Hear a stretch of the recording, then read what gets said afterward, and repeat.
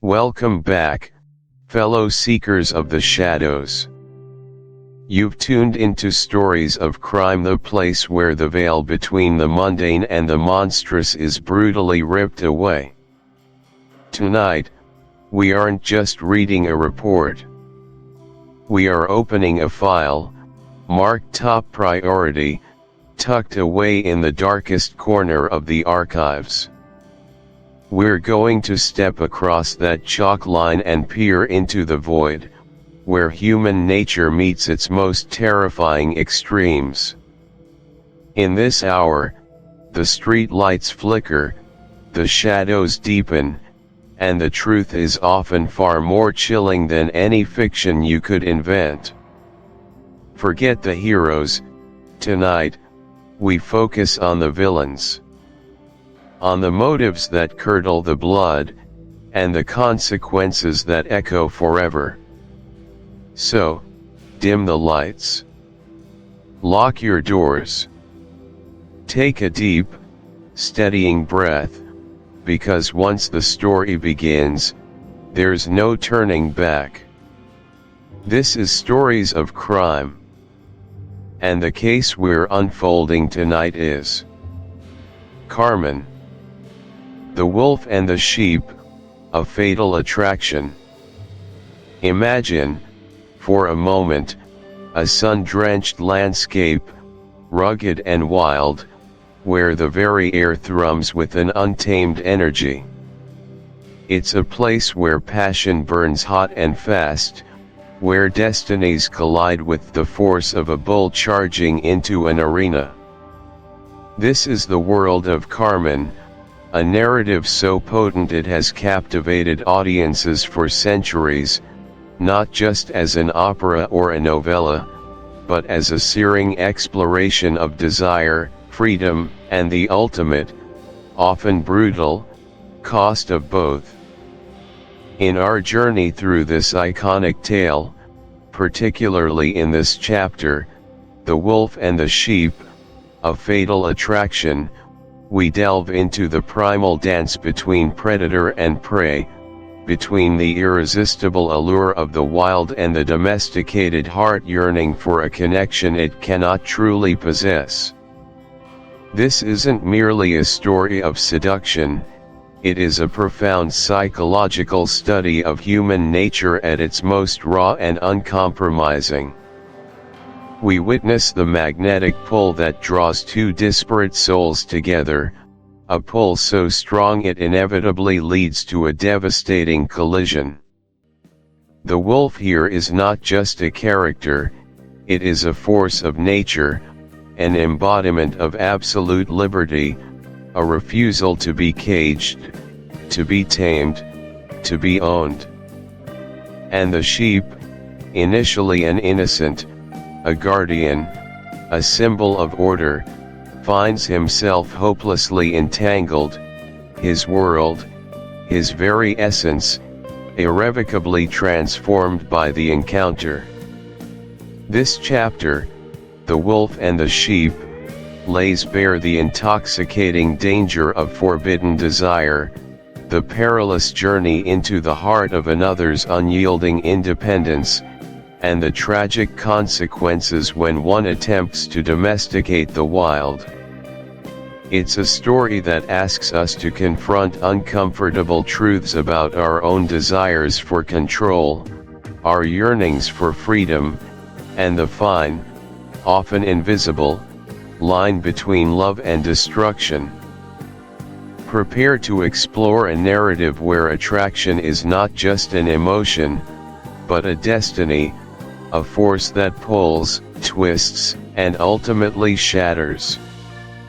Let's begin our deep dive by opening with a chilling, almost philosophical concept, the idea that true freedom often comes at the price of death. This is a profound, almost existential statement, a philosophical cornerstone woven deeply into the fabric of Carmen and particularly illuminated in The Wolf and the Sheep. True freedom, in its most absolute, unbridled form, often implies a total detachment from societal norms, conventional expectations, and even the natural human instinct for self-preservation. It suggests a life lived without compromise, without the chains of obligation, without the fear of consequence. But this kind of freedom, by its very definition, places an individual outside the protective structures that society offers. It embraces risk as a constant companion and views vulnerability not as a weakness to be avoided, but as an inherent condition of an unfettered existence. To be truly free is to live entirely on one's own terms, to reject all forms of external control, to follow one's impulses and desires wherever they may lead, regardless of the danger. This absolute autonomy can often lead to situations where self-preservation takes a backseat, where the pursuit of an unencumbered existence leads one into perilous territories, both literal and metaphorical. The price of death here isn't necessarily a physical ending, though it often manifests as such.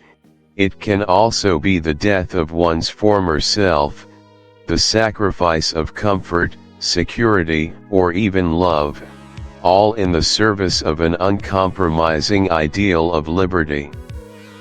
It is a concept that challenges the very foundations of how we perceive a good or safe life, pushing us to consider whether living authentically, without apology, might inherently contain a tragic dimension. This freedom scoffs at the idea of a safe harbor, preferring instead the open, tumultuous sea, understanding that true liberty sometimes means navigating storms that others would deem insurmountable, even fatal. It embraces the ephemeral nature of life, valuing the intensity of experience over the longevity of existence. Consider revolutionaries throughout history, individuals who have consciously chosen. In The Wolf and the Sheep, we experience this archetype primarily through the consciousness of Don José, a man who, despite all warnings and his own better judgment, finds himself inexorably drawn into Carmen's orbit. From his perspective, Carmen isn't merely a woman, she is a force of nature, a living embodiment of the forbidden. He recognizes her danger almost immediately, a primal instinct warning him of the precipice upon which he stands. Yet, this very recognition of impending doom, this fatalistic awareness, only deepens her allure. It's the thrill of the abyss, the intoxicating danger of playing with fire when you know you're made of tinder. She represents everything he has been taught to avoid: chaos, passion unconstrained, a defiant rejection of societal order. He perceives her as both angel and demon, a bringer of ecstasy and ultimate destruction. His gaze upon her is colored by a profound understanding that she is his destiny, a beautiful catastrophe waiting to happen. This isn't just infatuation, it is a spiritual surrender, a conscious choice to walk into a storm, knowing it will tear him apart. The femme fatale doesn't trick her victim, she often presents her true, dangerous self, and the victim, mesmerized, chooses to follow, willingly embracing the fate she offers, as if under a powerful, unbreakable enchantment. It's a tragedy of free will choosing its own destruction. While Carmen is perhaps the quintessential literary example, the femme fatale archetype manifests repeatedly in art, cinema, and even historical narratives, though perhaps less overtly in the latter. Think of film noir classics like Double Indemnity, where Phyllis Dietrichson, portrayed with chilling magnetism, manipulates her lover, Walter Neff, into a murderous scheme. Neff, a seasoned insurance salesman, is initially wary, even recognizing the danger she poses.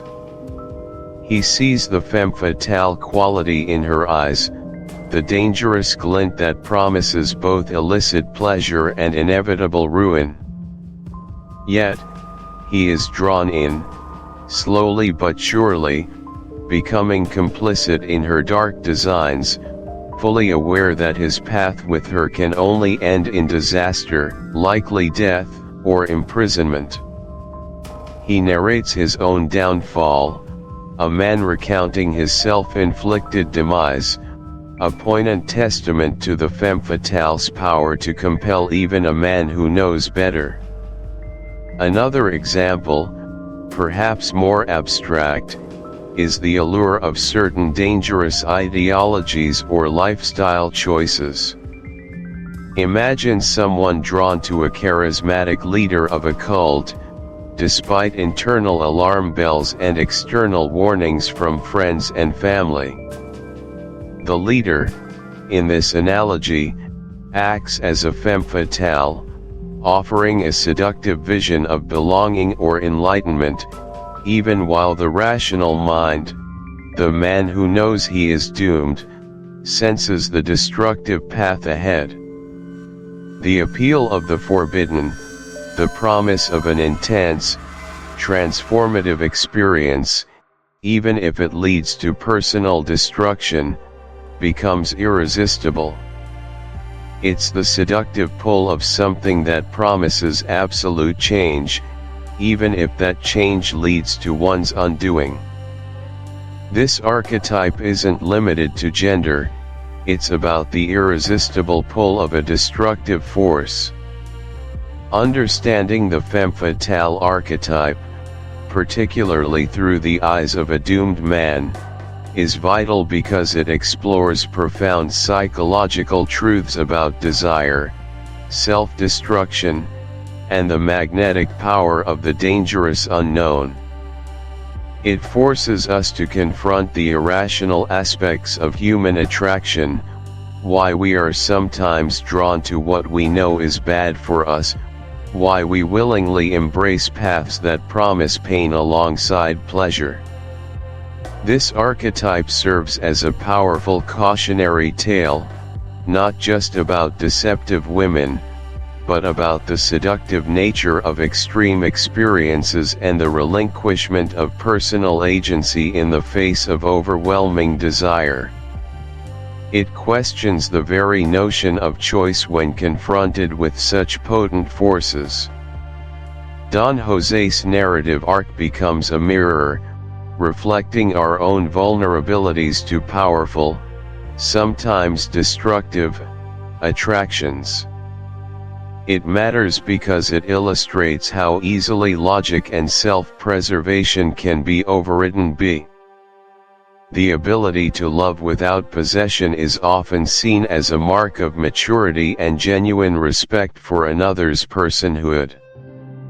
The question, can love exist without possession, is profoundly important because it addresses fundamental aspects of psychological well-being, healthy relationships, and societal expectations.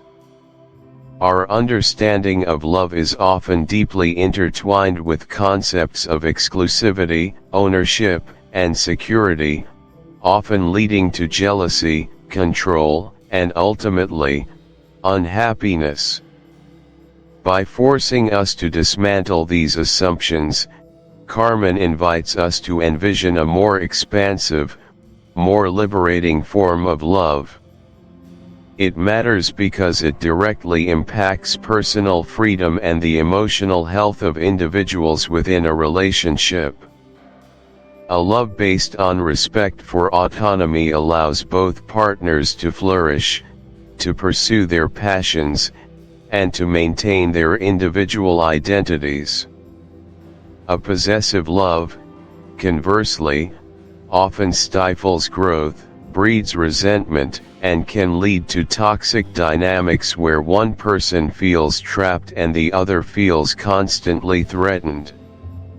This question challenges us to differentiate between genuine affection and insecure attachment, between desiring another's happiness and needing them to fulfill our own emotional voids. It encourages us to cultivate self-sufficiency and emotional resilience, so that our love for another stems from a place of abundance and freedom, rather than neediness and control. Ultimately, it prompts a re-evaluation of what constitutes a successful or loving relationship, suggesting that true intimacy might paradoxically flourish most powerfully when two individuals stand firm in their independent existence, choosing to share their lives rather than merge them into an inseparable, often suffocating, entity. This profound inquiry is not merely theoretical, it has direct implications for how we build and sustain fulfilling human connections in a world that often confuses love with ownership. Finally, let's tease the tragic ending of Don José to create immediate narrative tension. Teasing a tragic ending is a masterful narrative technique designed to create immediate and pervasive tension, drawing the audience deeper into the story with a sense of foreboding and inevitability. It's a promise of ultimate destruction, not as a spoiler, but as a lens through which every preceding event is viewed. In The Wolf and the Sheep, the very title hints at this dynamic, suggesting a natural order of things where one will inevitably consume the other. By revealing, or strongly implying, Don José's tragic fate from the outset, the narrative transforms from a simple romance into a gripping psychological thriller. The audience isn't wondering if things will go wrong, but how and why. Every interaction, every decision, every flicker of hope or despair becomes imbued with greater weight, colored by the knowledge of what's to come. This technique leverages dramatic irony, where the audience possesses crucial information that the characters often lack or choose to ignore. Don José's journey becomes a slow, agonizing descent, a fatalistic march towards a preordained conclusion. The tension is amplified because we watch him make choices, often with good intentions, that we know are leading him to his ruin. It's like watching a train hurtle towards a broken bridge. The suspense isn't in whether it will crash, but in the unfolding details of the collision and the desperate, futile attempts to avert it. This foreboding creates an emotional resonance that permeates the entire reading experience, making the story not just about events, but about the relentless crushing force of destiny and character flaws. This narrative device is pervasive in literature and cinema. Think of the opening scene of a film where a narrator, who we later realize is the protagonist, describes their own demise or the circumstances leading to it. For example, in Billy Wilder's film Sunset Boulevard, the entire story is narrated by Joe Gillis, a struggling screenwriter, who recounts his descent into the bizarre world of Norma Desmond, a fated Cylon. The Scholar and the Bandit. Welcome, listeners, to a deep dive into the heart of Carmen, a story that pulses with the raw energy of human passion and the stark beauty of a land steeped in history. Today, we turn our attention to the foundational chapter, The Scholar and the Bandit, a narrative overture that masterfully introduces us to a world where ancient history collides with present-day danger, and intellectual curiosity brushes shoulders with primal survival. Imagine for a moment, if you will, being transported to a time when Spain was a land of sun-baked roads, where the ghosts of Roman legions still whispered on the wind, and where the line between law and lawlessness was as blurred as the distant mountain peaks shimmering in the heat haze.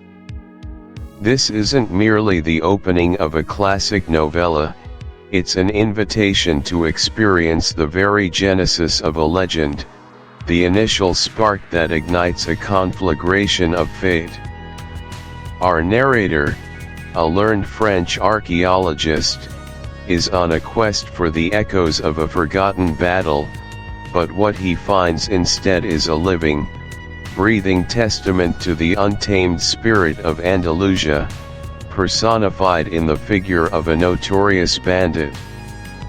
This encounter, seemingly coincidental, is anything but. It is the very crucible in which the destinies of our central characters begin to forge, setting in motion a chain of events that will resonate through the entire story, painting a vivid portrait of honor, betrayal, and an inescapable, fatal attraction. Let's peel back the layers of this compelling introduction, exploring its intricate details and understanding how every carefully chosen word contributes to the masterpiece that is Carmen. First, let's establish the setting in the rugged, sun-drenched landscapes of Andalusia, Spain. Conceptual explanation: the setting in Carmen, particularly in this opening chapter, is far more than mere backdrop. It is an active participant in the unfolding drama, a character unto itself. Prosper Mérimée doesn't just describe Andalusia, he immerses us in its very essence. This is a land of extremes, blinding sunlight and deep shadows, arid plains yielding to sudden, vibrant oases, ancient ruins standing stoically against the relentless march of time.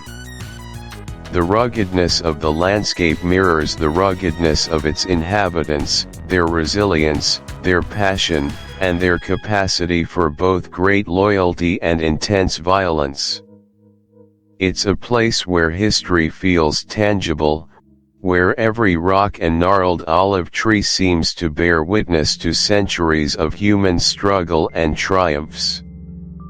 The sun-drenched quality isn't just a weather report, it symbolizes clarity, starkness, a lack of concealment, yet beneath that intense light, dangers and secrets often lurk, unseen until they strike.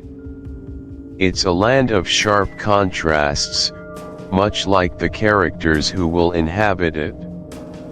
Real-world practical example: imagine walking through the Sierra Nevada foothills, just north of Granada, in the height of summer.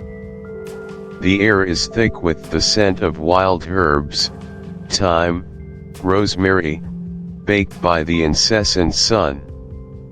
The ground underfoot is dry, dusty, giving way to loose stones. Distant mountains, hazy blue, ripple against an impossibly bright sky. You see ancient terraced fields, some still cultivated, others long abandoned, their stone walls crumbling. A small, winding track, barely more than a goat path, leads you past a derelict cortijo, a rural farmstead, its whitewashed walls stained and cracked, a testament to faded glory or perhaps forgotten tragedy. The only sound might be the buzz of cicadas, a distant church bell, or the cry of an eagle circling high above. There's a profound sense of isolation, of time stretching out, unhurried, yet also a feeling that something primal, something untamed, could emerge from behind any outcrop. This isn't the manicured beauty of an English garden, it's a raw, powerful, untamed beauty that demands respect and commands attention. It's a landscape that breeds independence and self-reliance, where survival often depends on wit and quick thinking, much like the bandit Don José himself. Why it matters? The Andalusian setting is crucial because it establishes the tone and atmosphere for the entire narrative. It imbues the story with a sense of authenticity and provides a psychological landscape for its characters. The harshness of the environment justifies, in a way, the harshness of life experienced by its inhabitants. It explains the resilience, the stoicism, and the intense passions that simmer beneath the surface of the Andalusian character. For Don José, the bandit, this landscape is his sanctuary, his hunting ground, his very home. It offers him concealment, escape routes, and a natural advantage over those who might pursue him. For the narrator, the archaeologist, it represents a rich vein of historical discovery, but also a dangerous frontier where the rules of polite society are suspended. The setting also contributes significantly to the exoticism that captivated 19th-century European readers, drawing them into a world far removed from their own. It is through the vivid portrayal of the setting that Merimee prepares us for the untamed spirit of Carmen herself, a woman as wild and free as the Andalusian winds, and as unpredictable as its rugged terrain.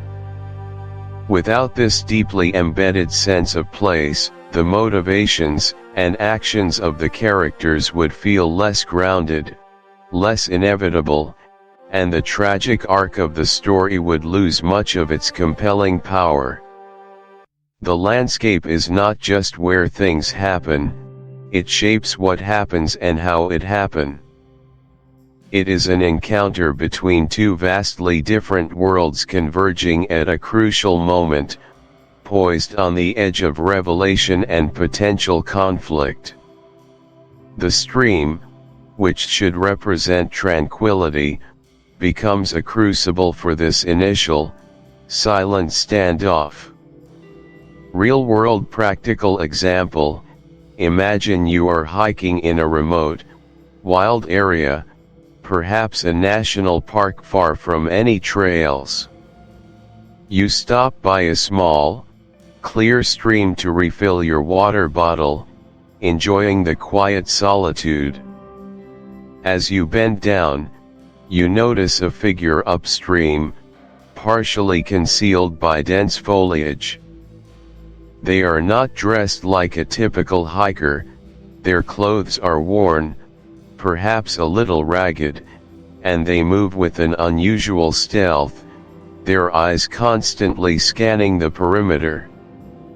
You can't quite make out their face, but there's an aura of watchfulness, almost suspicion. They might have a rifle slung over their shoulder, or a large, worn pack. Your heart rate quickens. You instinctively become aware of your surroundings, evaluating escape routes or potential threats. You don't know if this person is just a harmless recluse, a lost traveler, or someone dangerous. This sense of ambiguity, coupled with the primal instinct for self-preservation, perfectly captures the tension of the narrator's encounter with Don José. It's a moment where societal norms are stripped away, and basic human instincts take over, where the only currency is immediate threat assessment and a desperate hope for peaceful passage. Don Jose is not merely a man, he is a force of nature, untamed and unpredictable, perfectly adapted to his rugged environment. Why it matters? This tense encounter is pivotal for several reasons. Firstly, it introduces Don Jose directly and dramatically, not through hearsay but through direct observation. The bandit's character is immediately etched into the reader's mind, formidable, wary, resourceful, and dangerous. This direct introduction makes him a tangible threat and a compelling figure from the outset. Secondly, it establishes the fundamental power dynamic between the two men. While the narrator holds societal privilege, in this wilderness setting, Don Jose is the one in control, the one with local knowledge and potentially, the weapon. This reversal of power is crucial for understanding the bond that will form between them. Thirdly, the tension of the scene highlights the precariousness of life in this region and the ever-present danger that lurks beneath the surface of its beauty. It also sets up the moral dilemma for the narrator. How does a man of law and order react when confronted by an outlaw? This initial, charged interaction is the catalyst for the entire subsequent narrative, revealing the narrator's character through his actions under pressure and setting the stage for the complex relationship that will underpin the story of Carmen. It's not just a meeting, it's a collision of worlds, a moment of profound recognition that irrevocably alters the narrator's journey from academic pursuit to deeply personal involvement. Finally, let's detail the narrator's decision to help the bandit escape capture, establishing a bond of honor. Conceptual explanation: the narrator's decision to help Don Jose escape capture is the defining moment of this chapter, an act that transcends simple human kindness and establishes a profound, albeit complicated, bond of honor. Initially, the narrator is an observer, but in this critical juncture, he becomes a participant. He has the opportunity to turn Don Jose over to the authorities, to uphold the law, and remove a perceived threat. Yet, something compels him to do the opposite. This isn't a casual favor, it is a direct intervention that puts the narrator at risk and aligns him, however briefly, with the bandit's world. The help isn't just physical, it's an act of moral alignment, a choice to see beyond the label of bandit and recognize a shared humanity, or perhaps a mutual respect for a certain kind of untamed freedom.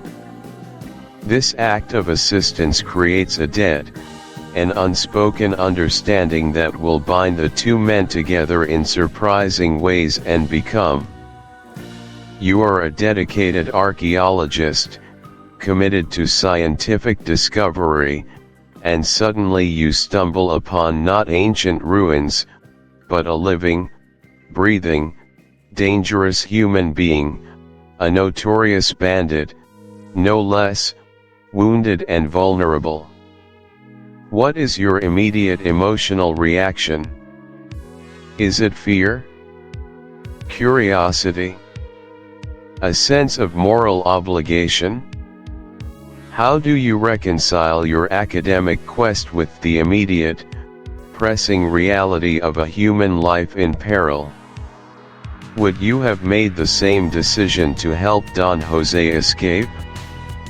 What factors would weigh most heavily on your conscience, the law, your personal safety, or an unwritten code of humanity. This exercise helps us understand the complex internal conflict the narrator faces and the motivations behind his pivotal actions. 3. Analyzing Don Jose's presence. Think back to the initial description of Don Jose at the stream. Marami provides relatively few details, yet he creates an immediate and indelible impression.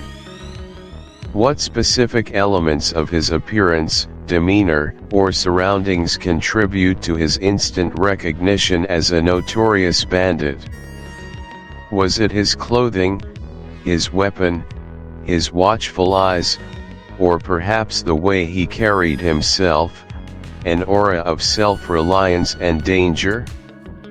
How does Marami use the principle of show, don't tell to convey Don Jose's character without explicitly labeling him? Consider how literature often uses subtle cues to build character, and how effective they are in this initial encounter to define a figure who will become so central to the story. 4. The nature of honor and reciprocity. Reflect on the concept of honor as it is portrayed in this chapter. The narrator's decision to help Don Jose establishes a bond of honor, a mutual unspoken agreement. How does this differ from legal or contractual obligations? What makes this type of bond particularly potent and enduring in this context?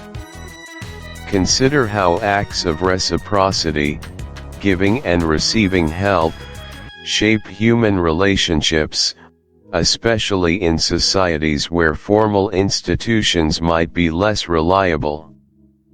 How might this initial act of kindness, this extension of trust, impact your own future interactions with someone you've helped or who has helped you, especially if they came from a vastly different background? This exercise allows us to appreciate the cultural nuances of honor that drive much of the narrative's subsequent events. 5. Foreshadowing and irony. Reread or recall this chapter with the knowledge of what is to come in Carmen.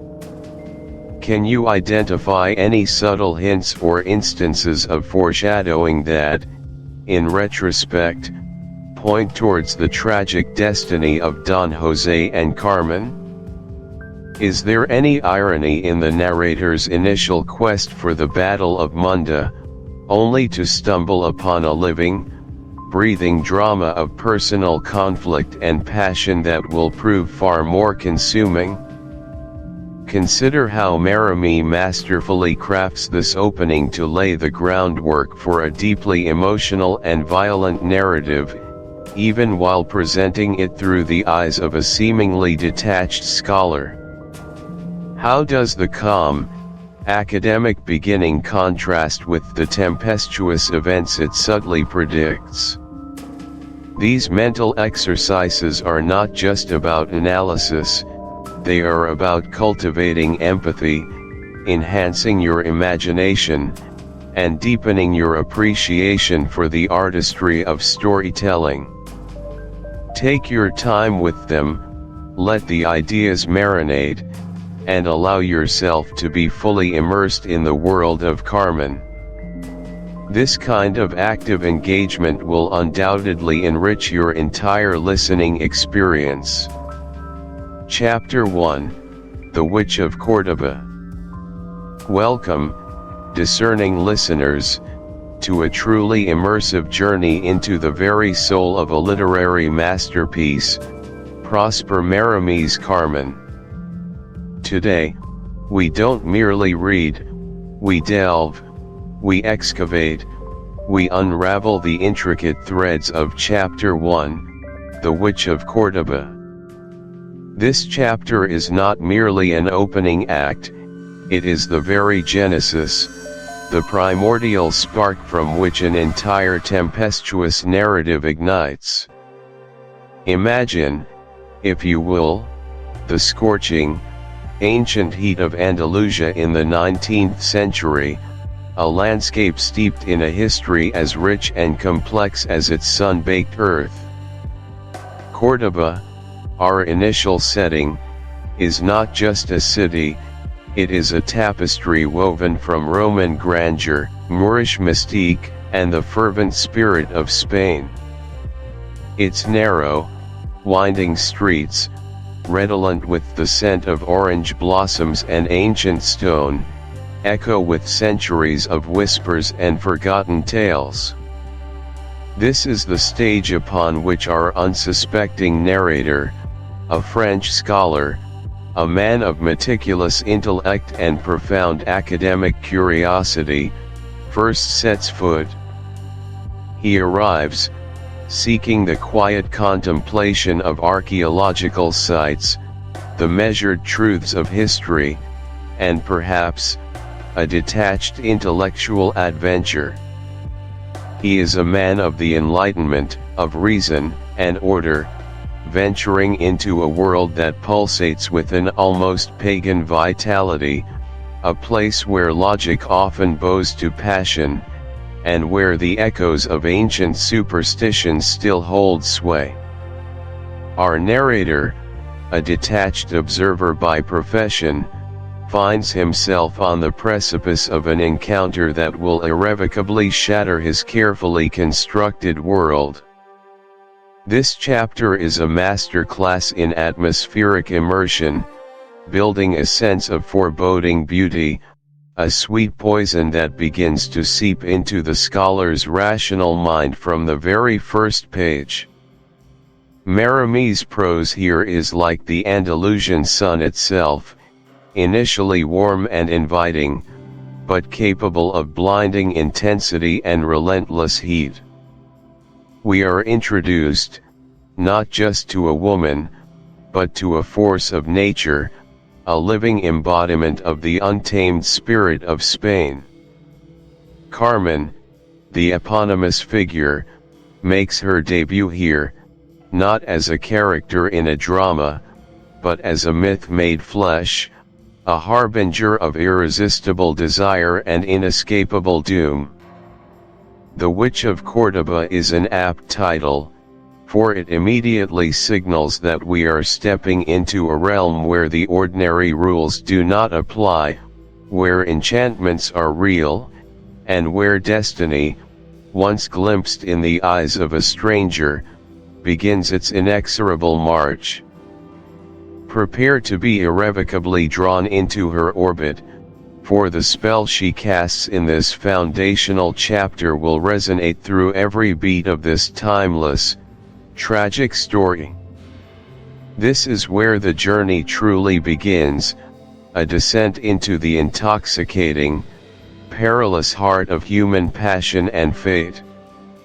Our narrative journey truly commences with the meeting between the scholar and Carmen at the banks of the mighty Guadalquivir River. This encounter is far more than a casual meeting, it is a meticulously crafted collision of worlds, a foundational moment that establishes the central tension and the inescapable pull of fate that defines Carmen. Conceptual explanation: Marame orchestrates this meeting with an almost surgical precision, positioning two diametrically opposed forces on a collision course. On one side, we have the unnamed French scholar, an archetype of European rationalism, a man devoted to the study of antiquity, to verifiable facts and structured knowledge. He navigates the world through the lens of intellect, seeking order and understanding.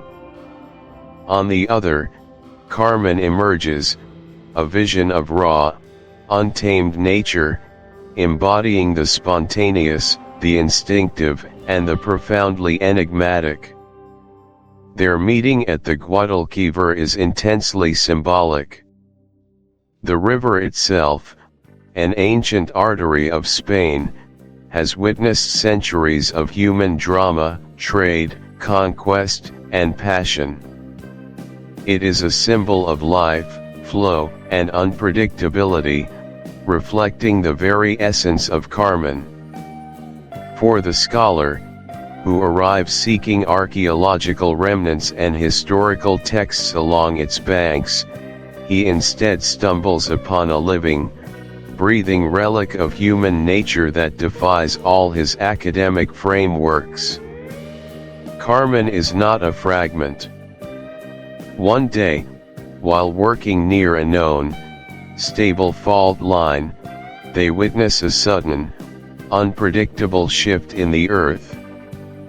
A new chasm opens, revealing not just rock and soil, but an underground spring, a source of wild, bubbling water that immediately begins to carve new paths, reshaping the landscape in defiance of all previous maps and expectations. The cartographer's tools and knowledge are suddenly insufficient, almost irrelevant, in the face of this powerful, chaotic natural event. The new spring is Carmen, unpredictable and elemental. The cartographer is the scholar, his ordered world disrupted, and the fault line, the site of the seismic shift, is the Guadalquivir, the point of rupture, where the predictable gives way to the profoundly unforeseen. The scholar's intellectual pursuits are the cartographer's maps, now rendered incomplete, challenged by a force they cannot measure or contain, but which utterly captivates them. This example illustrates the profound disruption Carmen represents to the scholar's structured existence. Why it matters: this initial meeting at the Guadalquivir is not merely a plot device, it is the philosophical cornerstone of the entire narrative, profoundly important for several intricate reasons. Firstly, it immediately establishes the fundamental dichotomy that permeates Carmen, the clash between intellect and instinct, between civilization and raw nature, between the ordered world of the European scholar and the untamed spirit of the Spanish Romani woman. This confrontation is what gives the story its enduring power. Secondly, it initiates the narrator's psychological journey from detached observer to entangled participant. The scholar, initially confident in his objectivity, is almost instantly disarmed and disoriented by Carmen's sheer force of personality. This transition is crucial for demonstrating the irresistible nature of her charm and the insidious way it can dismantle even the most logical mind. His fascination, born from intellectual curiosity, quickly morphs into something more dangerous, a sign of her potent, almost supernatural influence. Thirdly, and perhaps most subtly, the setting by the Guadalquivir, a place of historical significance and constant flux, imbues the meeting with a sense of fated inevitability. It's as if the ancient spirits of the river themselves conspired to bring these two disparate souls together. This sets the tone for a narrative heavily influenced by themes of destiny and the uncontrollable forces of human desire. The casual nature of their encounter belies its monumental significance. It's the seemingly innocuous first drop that precedes a deluge, the first spark before an inferno. This scene matters because it primes the audience, subtly signaling that this story will not be one of gentle romance or logical progression, but rather a tumultuous exploration of obsession, transgression, and the profound, often destructive, power of an attraction that defies all reason.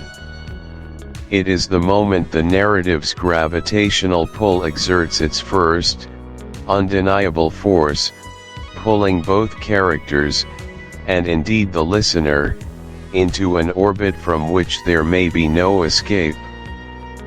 Following this pivotal encounter, Merimee lavishes significant attention on describing Carmen's mesmerizing beauty, her wolf's eyes, and her deeply ingrained superstitious nature. This portrayal is not merely descriptive, it is a profound character study, laying bare the essence of who Carmen truly is. Conceptual explanation: Merimee's depiction of Carmen transcends superficial beauty, it delves into a primal, almost mythic allure. Her physical description is deliberately unconventional, designed to set her apart from typical romantic heroines. Her beauty is wild, dark, and utterly untamed, immediately signaling her as a figure outside the bounds of polite society. The phrase "wolf's eyes" is particularly potent and central to her characterization. These are not eyes of gentle innocence or demure passion, they are eyes that suggest cunning, alertness, independence, and a predatory intelligence. This foundational portrayal is the magnetic core of the story, radiating power and peril, ensuring that every subsequent event resonates with the wild, untamable essence of Carmen herself. The narrative then takes a revealing turn, bringing us into Carmen's intimate world with the scene at her humble home, where she is discovered attempting to cast a spell, an act abruptly interrupted by the arrival of Don Jose. This moment is a powerful unveiling, cementing her identity as the Witch of Cordoba. Conceptual explanation: this scene offers a rare, privileged glimpse into Carmen's private realm, a space where her true self, unadorned by societal masks, can be observed. The act of casting a spell, even if unfinished, is a profound declaration of her identity. It explicitly reveals her deep-seated belief in the supernatural, her active engagement with occult practices, and her conviction that fate can be influenced, if not entirely controlled, through mystical means. This isn't a metaphorical witchcraft, it is a tangible expression of her connection to an ancient, pagan worldview that stands in stark contrast to the dominant Christian rationalism of 19th century Europe. The interruption by Don Jose is a stroke of narrative genius, serving multiple critical functions. Firstly, it positions Don Jose, the man whose destiny will become inextricably entwined with hers, as a witness to her most secret, vulnerable, and powerful rituals. He sees her not as a flirtatious factory girl, but as a sorceress, an enigmatic figure wielding unseen forces. This immediate, intimate exposure to her otherness solidifies his fascination, perhaps mingling it with a potent cocktail of fear and awe, irrevocably deepening his entanglement. Secondly, the nature of the spell itself, often interpreted as a love charm or a protective ward against external dangers, underscores Carmen's pragmatic desire for control or influence over her tumultuous circumstances, even if through unorthodox means. The abrupt cessation of the ritual signifies the intrusion of the external, conventional world into her self-made, magical one, hinting at the inevitable clashes between her independent spirit and the societal forces that seek to contain her. It is a moment of raw, unvarnished truth about Carmen, revealing her as a woman who not only challenges societal norms but actively attempts to manipulate destiny through means outsiders would deem fantastical, superstitious, and dangerous.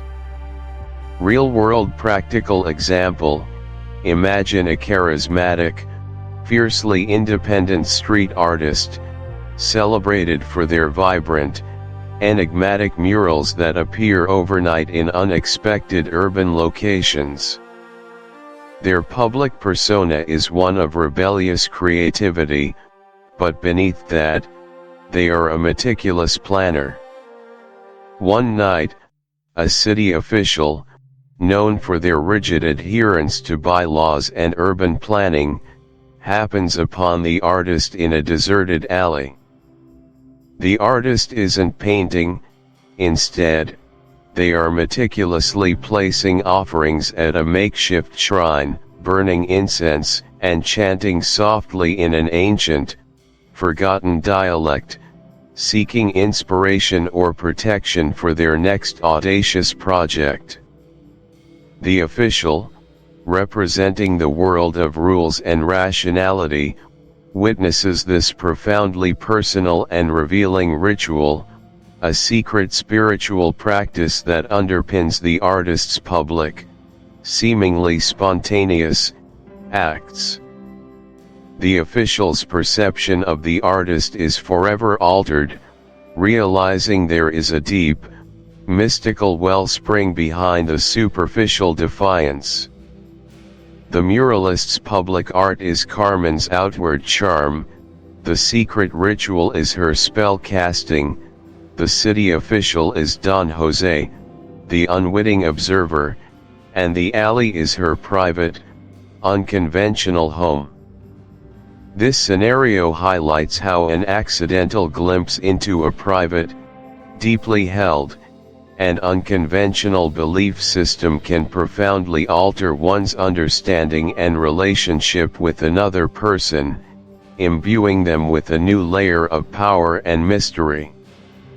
Why it matters: this particular scene is absolutely vital to the narrative's central themes and the character development of both Carmen and Don Jose.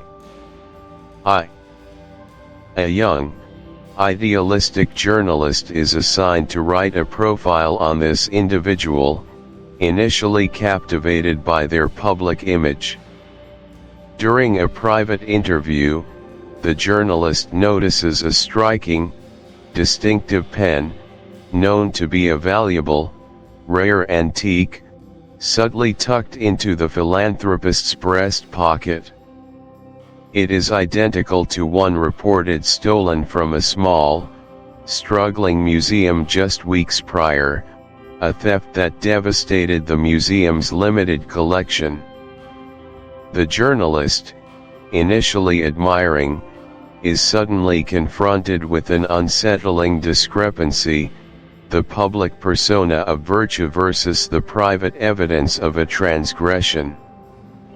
This forces a re-evaluation, introducing a profound moral dilemma.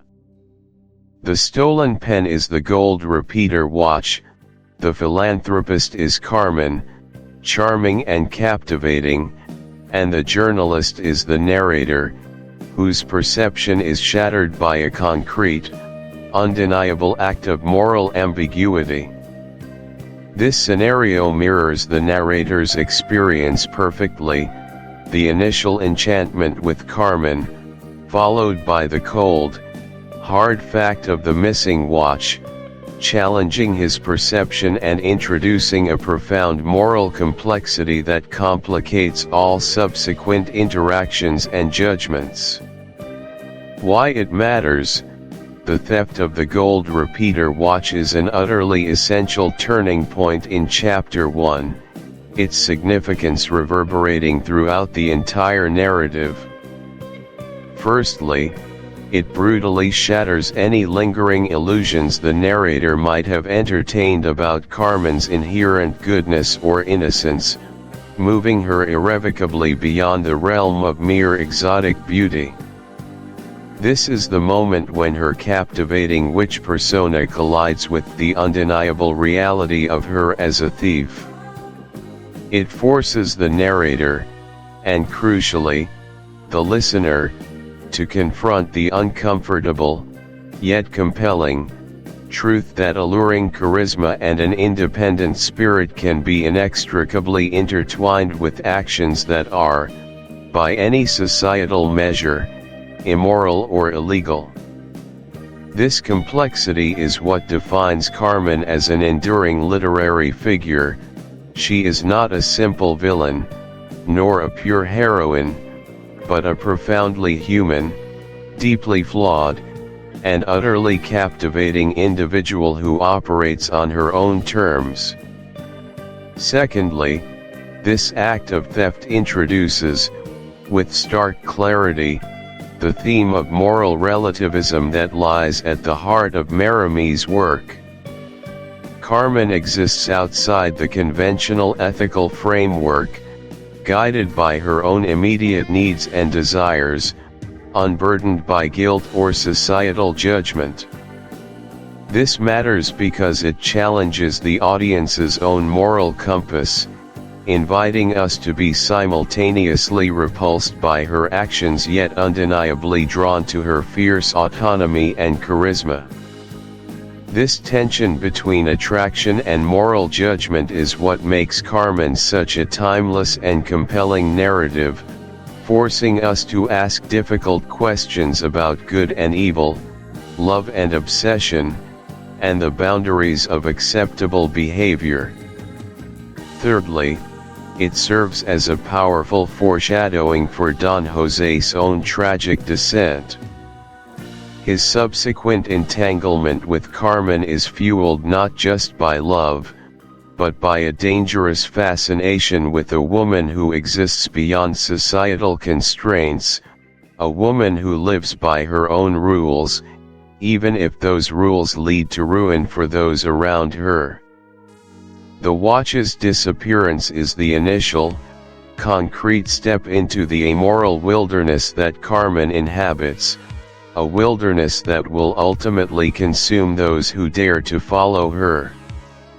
It is the first tangible evidence that her influence is not merely emotional or spiritual, but can have very real, destructive consequences, setting the stage for the dramatic and tragic events that will unfold in the chapters to come. This moment fundamentally redefines our understanding of Carmen, cementing her as a compelling, dangerous, and utterly unforgettable character. Mental exercises for the listener, as we conclude this deep dive into Chapter 1, The Witch of Córdoba. I invite you, the attentive listener, to engage in a few mental exercises that will enrich your ongoing appreciation of Carmen and its profound themes. Firstly, consider the narrative from the perspective of the unnamed scholar, our initial guide. How would you, A. Chapter 2, The Flower and the Dagger. Welcome, dear listeners, to a riveting exploration of Chapter 2, The Flower and the Dagger, a pivotal moment in Prosper Mérimie's immortal narrative, Carmen. We venture beyond the initial intrigue of the first chapter, plunging headfirst into the very heart of the tragedy that unfurls with such raw intensity. Here, the veil of mystery surrounding Carmen begins to lift, not through an objective lens, but through the tormented recollections of a man whose life she irrevocably altered. This chapter is not merely a recounting of events, it is a profound dive into the genesis of an obsession, the insidious nature of fate, and the brutal collision of disparate worlds. It is where the casual encounter transforms into a fateful entanglement, where a simple flower becomes an emblem of inescapable doom, and where the line between desire and destruction blurs into oblivion. Prepare to unravel the psychological complexities, the cultural nuances, and the sheer narrative power that defines this unforgettable segment of Carmen's story. We will dissect each moment, understand its implications, and feel the chilling echoes of a love that proved to be a curse. Our journey into this chapter commences with a stark and somber setting, a dramatic shift in the narrative's timeline that immediately grips the listener and refuses to let go. We find ourselves in a grim prison cell, far removed from the dusty roads and sun-drenched landscapes of southern Spain. Here sits Don Jose, stripped of his former dignity, awaiting the ultimate sentence. He is condemned, trapped, and in this moment of profound reckoning, he chooses to unburden his soul. His confession to the narrator, the very traveler who stumbled upon him, serves as the conduit through which the entirety of Carmen's captivating, yet destructive, saga will unfold. This framing device is masterfully employed, transforming a simple tale into a retrospective tragedy, steeped in the melancholic wisdom of hindsight. This conceptual explanation highlights the narrative ingenuity of beginning the core story at its end. It's a classic literary technique, known as an in media residential opening, but here it's coupled with a confessional, retrospective frame. Don Jose's narrative isn't just a recounting, it's an act of penitence, an attempt to make sense of a life irrevocably shattered. The prison cell becomes a crucible, forcing introspection, and a brutal honesty that might otherwise remain submerged. His words are imbued with the weight of his impending doom, lending an unparalleled urgency and gravity to every detail he shares. This isn't just history, it's a living, breathing lament. To provide a practical example of this within the narrative, consider the raw emotion that permeates Jose's voice. He isn't describing events as they happen, but reliving them, each memory tinged with regret, fury, and an enduring, agonizing love. Imagine the shudder in his voice as he recalls Carmen's first glance, the bitterness as he recounts his downfall, the profound sorrow as he speaks of the choices that led him to this final, desperate place. The prison walls amplify his torment, making his story not just a sequence of actions, but a deeply personal, psychological drama. He is speaking to someone who, for a brief moment, shared a connection with him, making the confession feel intimate, almost a desperate plea for understanding from the outside world before he vanishes from it entirely. His choice to confide in a stranger, a seemingly unbiased ear, underscores his desperate need for absolution, or perhaps just for someone to bear witness to his truth before it is extinguished. Why it matters? This narrative structure is paramount because it immediately establishes a sense of inescapable tragedy and foreboding. We, the listeners, know Jose's fate from the outset, which then colors every subsequent detail of his story. Every encounter, every decision, every fleeting moment of joy or sorrow is viewed through the lens of its ultimate, catastrophic outcome. This creates a powerful dramatic irony, heightening the emotional impact and keeping us constantly engaged, desperate to understand how this seemingly ordinary corporal could descend into such a profound abyss.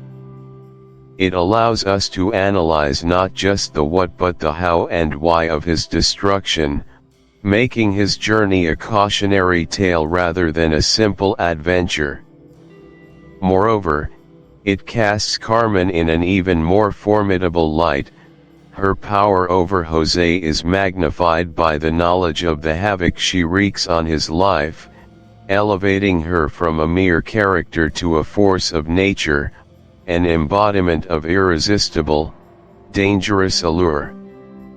This retrospective perspective also allows for a more mature and reflective commentary on fate, passion, and the destructive nature of obsession, turning the narrative into a profound psychological study.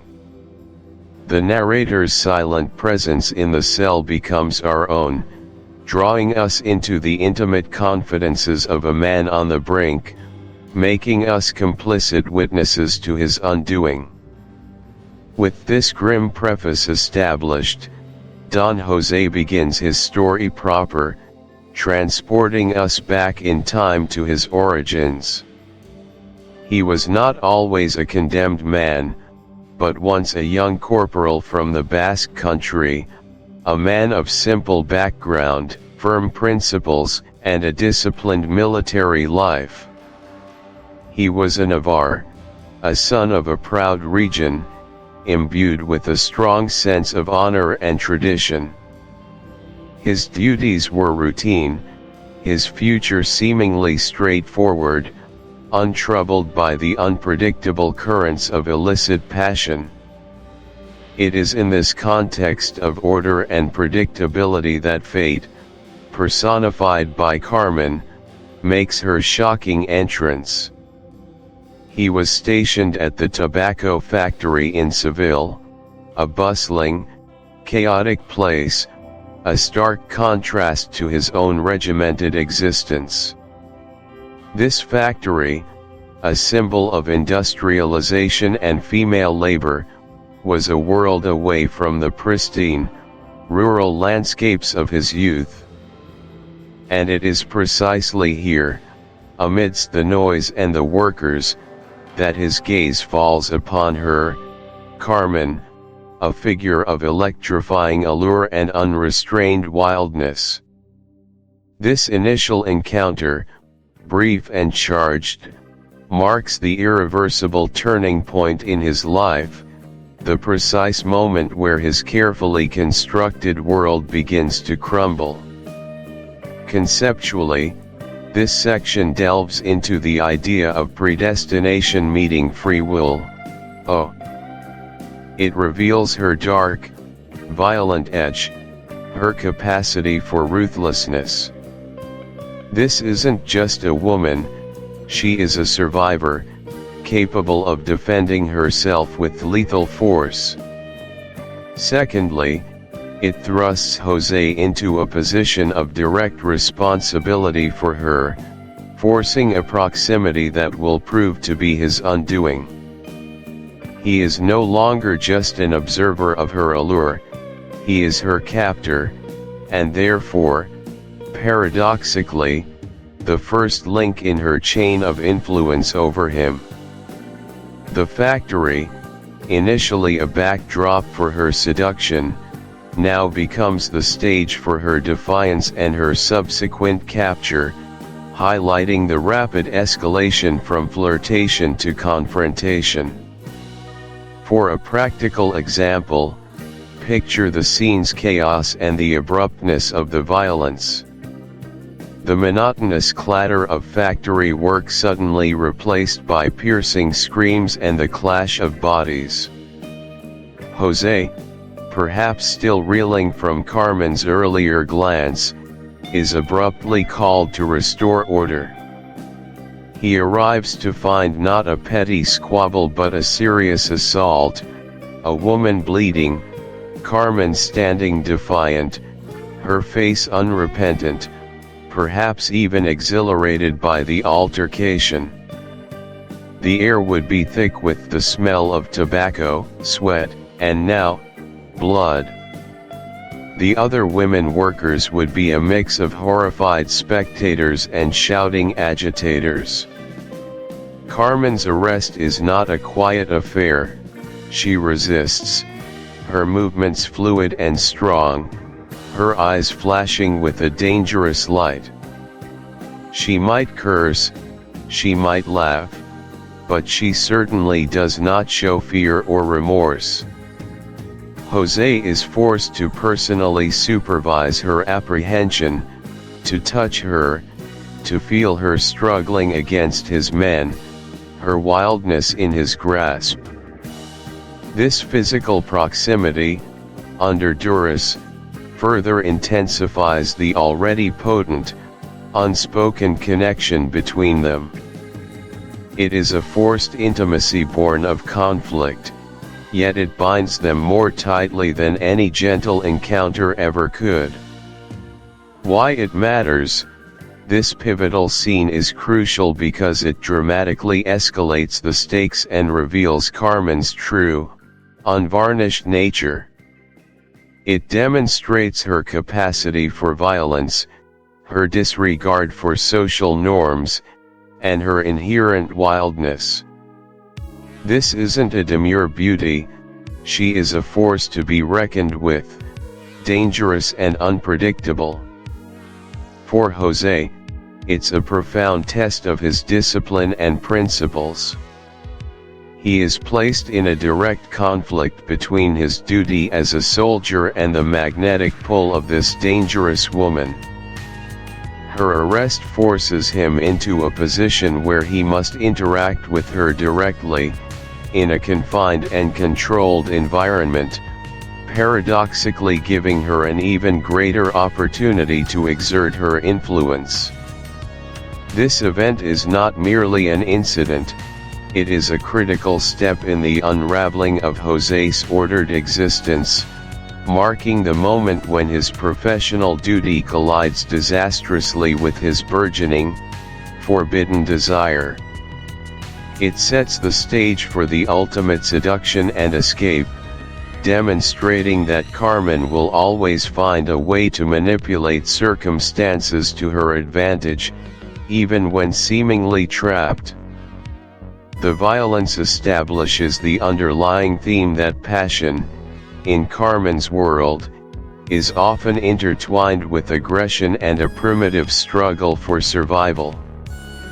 Now, we arrive at the quintessential moment, the scene that perhaps more than any other encapsulates the raw power and insidious charm of Carmen, her seduction of Don Jose and her subsequent escape. Trapped and awaiting transfer, Carmen is left in Jose's custody.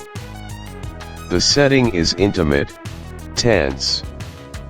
Alone with her captor, she unleashes her full arsenal of manipulation and allure. She begins to speak to him, not in the common Spanish of the region, but in Basque, Jose's native tongue. This unexpected linguistic connection is a masterful stroke, a sudden, profound intimacy that disarms him completely. It is a shared secret, a bond that bypasses his military training and speaks directly to his origins, his homeland, his very soul. As she weaves her spell, promising him love, passion, and a life beyond the confines of his duty, she performs a seemingly casual gesture of profound symbolic weight. She takes the red acacia flower from her hair, the very flower she wore when he first saw her, and throws it to him. It lands. These thought experiments will not only help to solidify your understanding of this pivotal chapter but also enhance your appreciation for Merimi's masterful storytelling and the enduring psychological depth of Carmen. Remember, a great story isn't just told, it's experienced, interpreted, and reflected upon. Exercise 1. the weight of foreshadowing. We began this chapter knowing Don Jose's ultimate fate. This heavy cloak of foreknowledge shapes our perception of every event. Your exercise: reimagine Jose's initial encounter with Carmen, and then her subsequent arrest, as if you had no idea of his tragic end. How would your emotional response differ? Would Carmen appear less dangerous, more alluringly innocent? Would Jose's internal struggle seem less dire, perhaps even mundane? Consider, how does Marami use this specific narrative structure to manipulate your emotional engagement? What subtle hints, beyond the explicit confession, does he weave into Jose's initial recollections that reinforce the impending doom? Pay attention to descriptions of Carmen's eyes, her smile, the way she moves. Do they carry a different weight when you know their eventual consequence? This exercise helps you distinguish between objective plot progression and the subjective, emotionally charged interpretation influenced by narrative framing. Exercise 2. The power of the gaze. Carmen's initial contact with Jose is often described through the power of her gaze. It is not just seeing, it is being seen, being chosen, being challenged. Your exercise: place yourself in Jose's boots during that first glance. What does it feel like to be singled out by someone so utterly captivating, yet so clearly outside the boundaries of your world? Is it exhilarating? Terrifying? A mixture of both? Consider, how does this interaction differ from a typical, polite exchange? What nonverbal cues is Carmen transmitting, and how do they bypass Jose's rational defenses? Think about moments in your own life where a look, a glance, or an unspoken gesture communicated volumes and elicited a powerful, instantaneous reaction. This exercise is about understanding the primal, almost animalistic, power of nonverbal communication and initial attraction, transcending logic and reason. Exercise 3. The seduction of language and symbol. Carmen's use of basque and the acacia flower are the linchpins of her escape. They are deeply personal, symbolic gestures. Your exercise: if you were Jose, how would you react to Carmen suddenly speaking your native tongue? What emotional chord would that strike? Would it make her seem less foreign, more trustworthy, despite her obvious criminality? Now, consider the throwing of the acacia flower. It's a direct, physical gesture. What would it feel like for that flower to land at your feet or touch your uniform? What does it symbolize to Jose in that moment, before its tragic significance is revealed? Is it an invitation? A challenge? A mark of possession? Consider, how do these elements, language and symbol, combine to create an irresistible force that transcends mere physical beauty or logical argument? This exercise explores the profound impact of cultural connection and symbolic actions in moments of high tension and personal vulnerability. It helps you appreciate how deeply rooted emotional triggers can override duty and self-preservation. Exercise 4. The ethics of seduction. Carmen's actions are undeniably manipulative, leading to Jose's downfall. Yet, many readers find her irresistible. Your exercise, from a purely ethical standpoint, assess Carmen's actions in this chapter. Is she simply acting in her own self-interest, using the tools available to her as a marginalized woman to escape an oppressive system? Or is she a purely malicious figure, intentionally destroying Jose for sport or personal gain? Consider, how do your personal values influence your judgment of Carmen? Can we admire a character's cunning and strength even if their actions lead to ruin? This exercise encourages a critical ethical analysis of the character's motivations. Chapter 3, Descent into Darkness. Chapter 3, Descent into Darkness. Welcome back, listeners, to our continuing journey through the compelling and often heart-wrenching narrative of Carmen. In our previous chapter, we witnessed the initial spark, the undeniable magnetic pull between the fiery gypsy and the earnest dragoon, Jose. We observed the first cracks appearing in Jose's disciplined facade, hints of a passion that threatened to consume his carefully constructed life. But now, as we embark on Chapter 3, Descent into Darkness, we must prepare ourselves for a stark and irreversible transformation.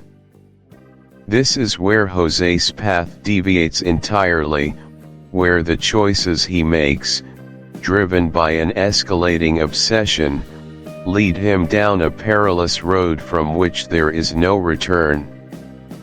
This is the chapter where the respectable soldier sheds his uniform, not just physically, but morally, emotionally, and spiritually, to chase a shadow, to possess a flame that can never truly be contained. It is a story of absolute surrender, of a man willingly sacrificing everything he knows, everything he is, for the intoxicating, dangerous promise of a life with Carmen. Let us now delve deeper into the specific events that orchestrate Jose's dramatic fall, examining each step of his descent.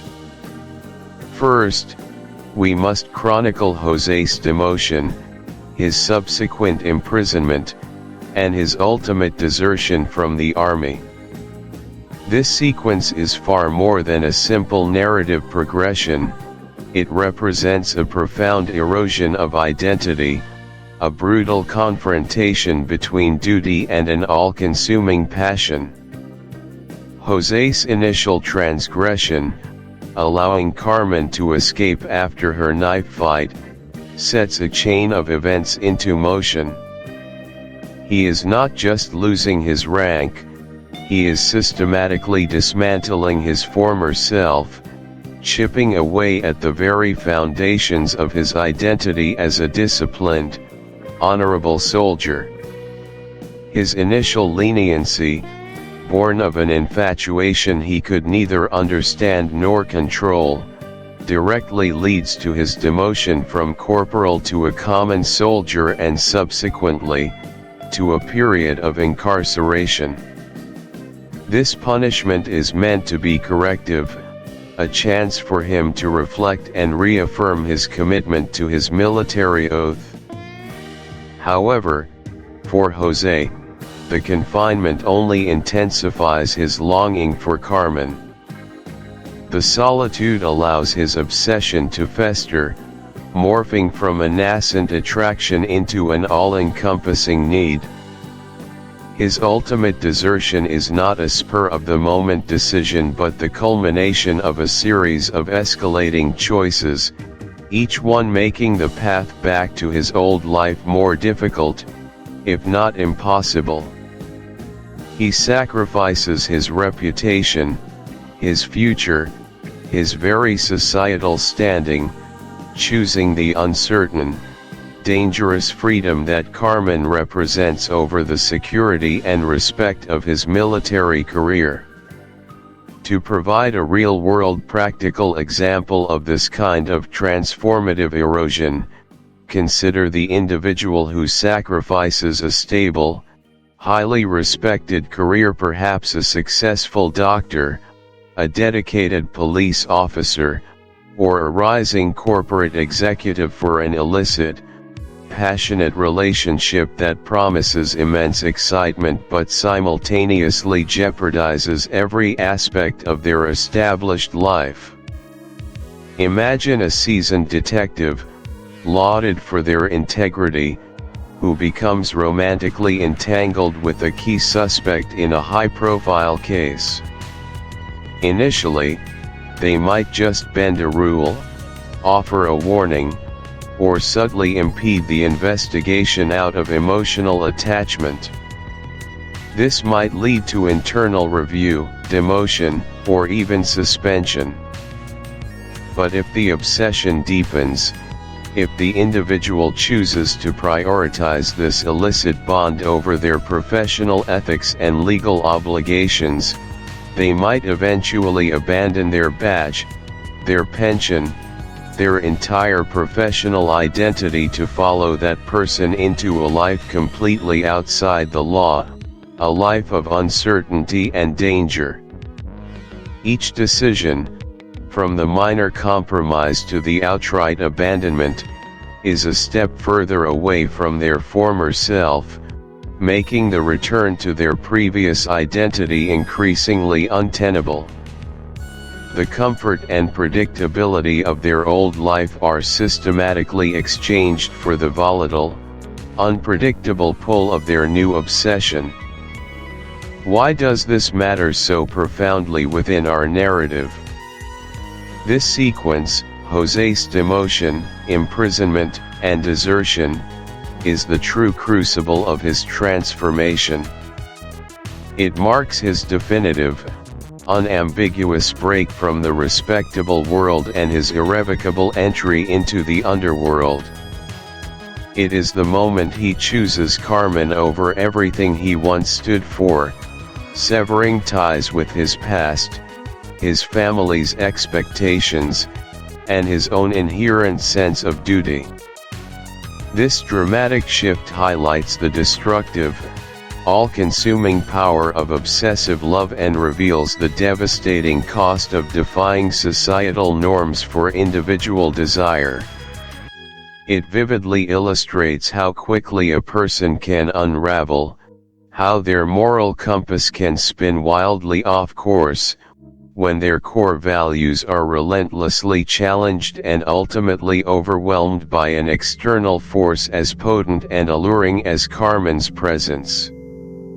This isn't just a story about love, it's a psychological case study in self-destruction driven by an almost primal infatuation, a willingness to burn down one's entire life just to feel the heat of another.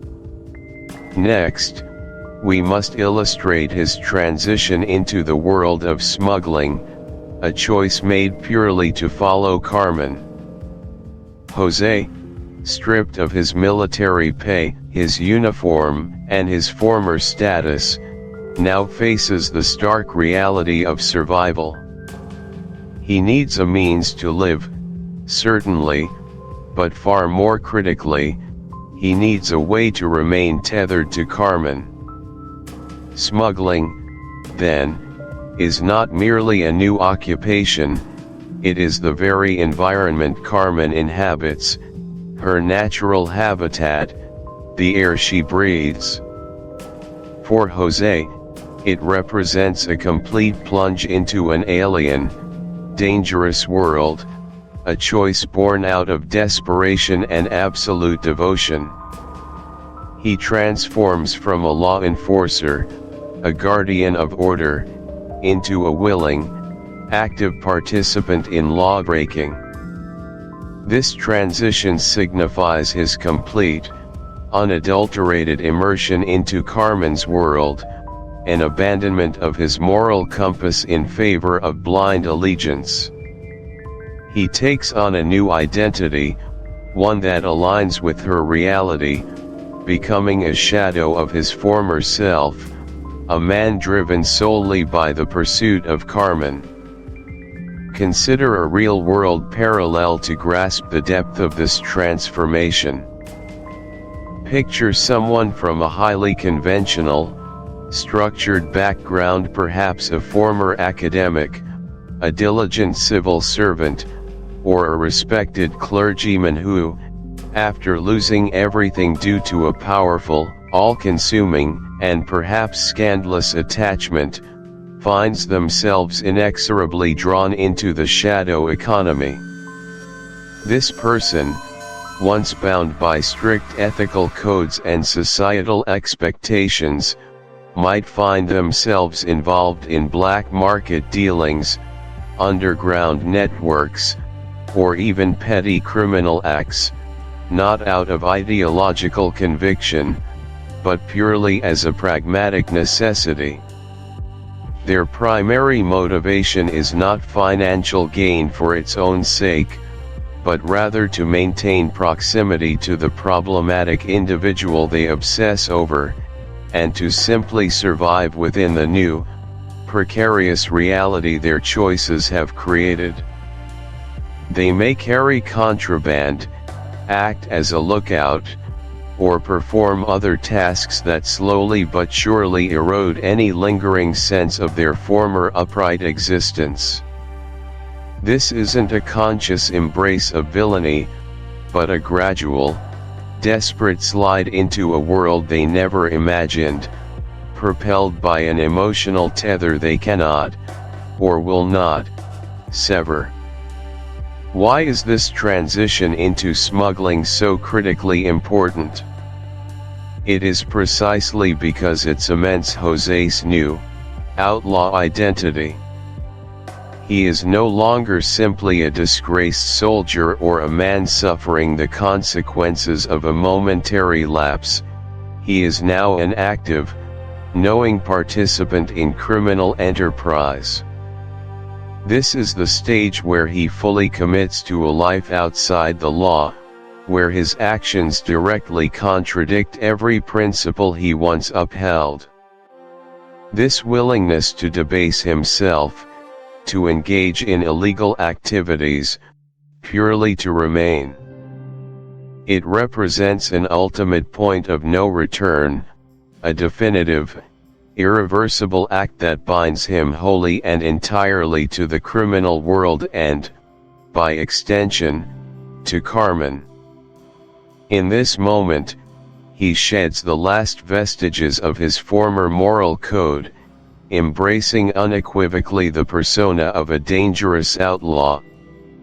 It is a moment of profound moral compromise, a conscious declaration of his new, dark allegiance. He steps fully into the abyss, leaving behind all light and legal constraint. This single act is often more defining than all previous steps, as it marks a transformation from a man merely associated with crime to a man who perpetrates it.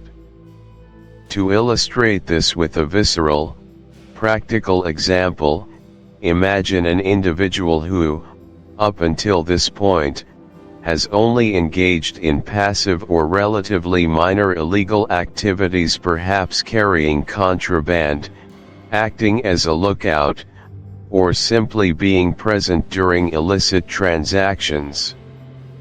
Now, this person is forced by circumstance or extreme pressure, directly from or for the sake of their loved one within a criminal enterprise, to commit a truly serious crime. This could be an act of grievous assault, a calculated robbery, or even murder. Consider José, perhaps confronted by a rival smuggler attempting to betray Carmen's group, or by a customs officer posing an immediate threat to Carmen's life or the success of a vital smuggling run. In such a scenario, José might take a life, not out of inherent malice, but out of desperate loyalty, out of a primal need to protect Carmen and their new, shared existence. This is not a small act, it is a significant, bloody crossing of a line, a major breach of law with severe, irreversible consequences, marking him indelibly as a hardened criminal. Why is this first major crime so utterly vital and impactful to our understanding of José's journey? This act is the ultimate demarcation, the final, indelible brand.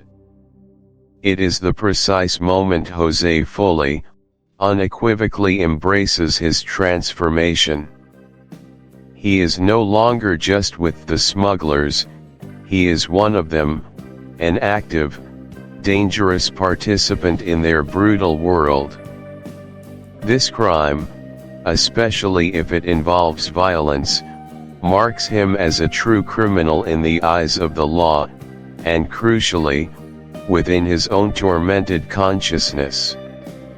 It often triggers a profound psychological shift, a calcification of the soul, a deep-seated sense of having forever crossed a boundary from which there is no peaceful retreat. This act of profound moral compromise fuels his burgeoning self-loathing, intensifies his desperation, and dangerously amplifies his already burgeoning possessiveness over Carmen. It seals his fate, not just as a lawbreaker, but as an antagonist to the very society he once swore to protect, solidifying his descent into the darkness that will ultimately consume him. He is now irretrievably entangled in a web of his own making, a web woven from passion, desperation, and violence. As we conclude this deep dive into Chapter 3, we are left with a chilling understanding of José's unraveling. His descent into darkness is not a sudden plunge but a series of calculated, desperate steps, each one pushing him further away from his former self and closer to the precipice. The disciplined soldier is gone, replaced by an outlaw driven by an insatiable, destructive love. The stage is now set for the tragic, inevitable climax of a story where passion and freedom collide with possessiveness and despair.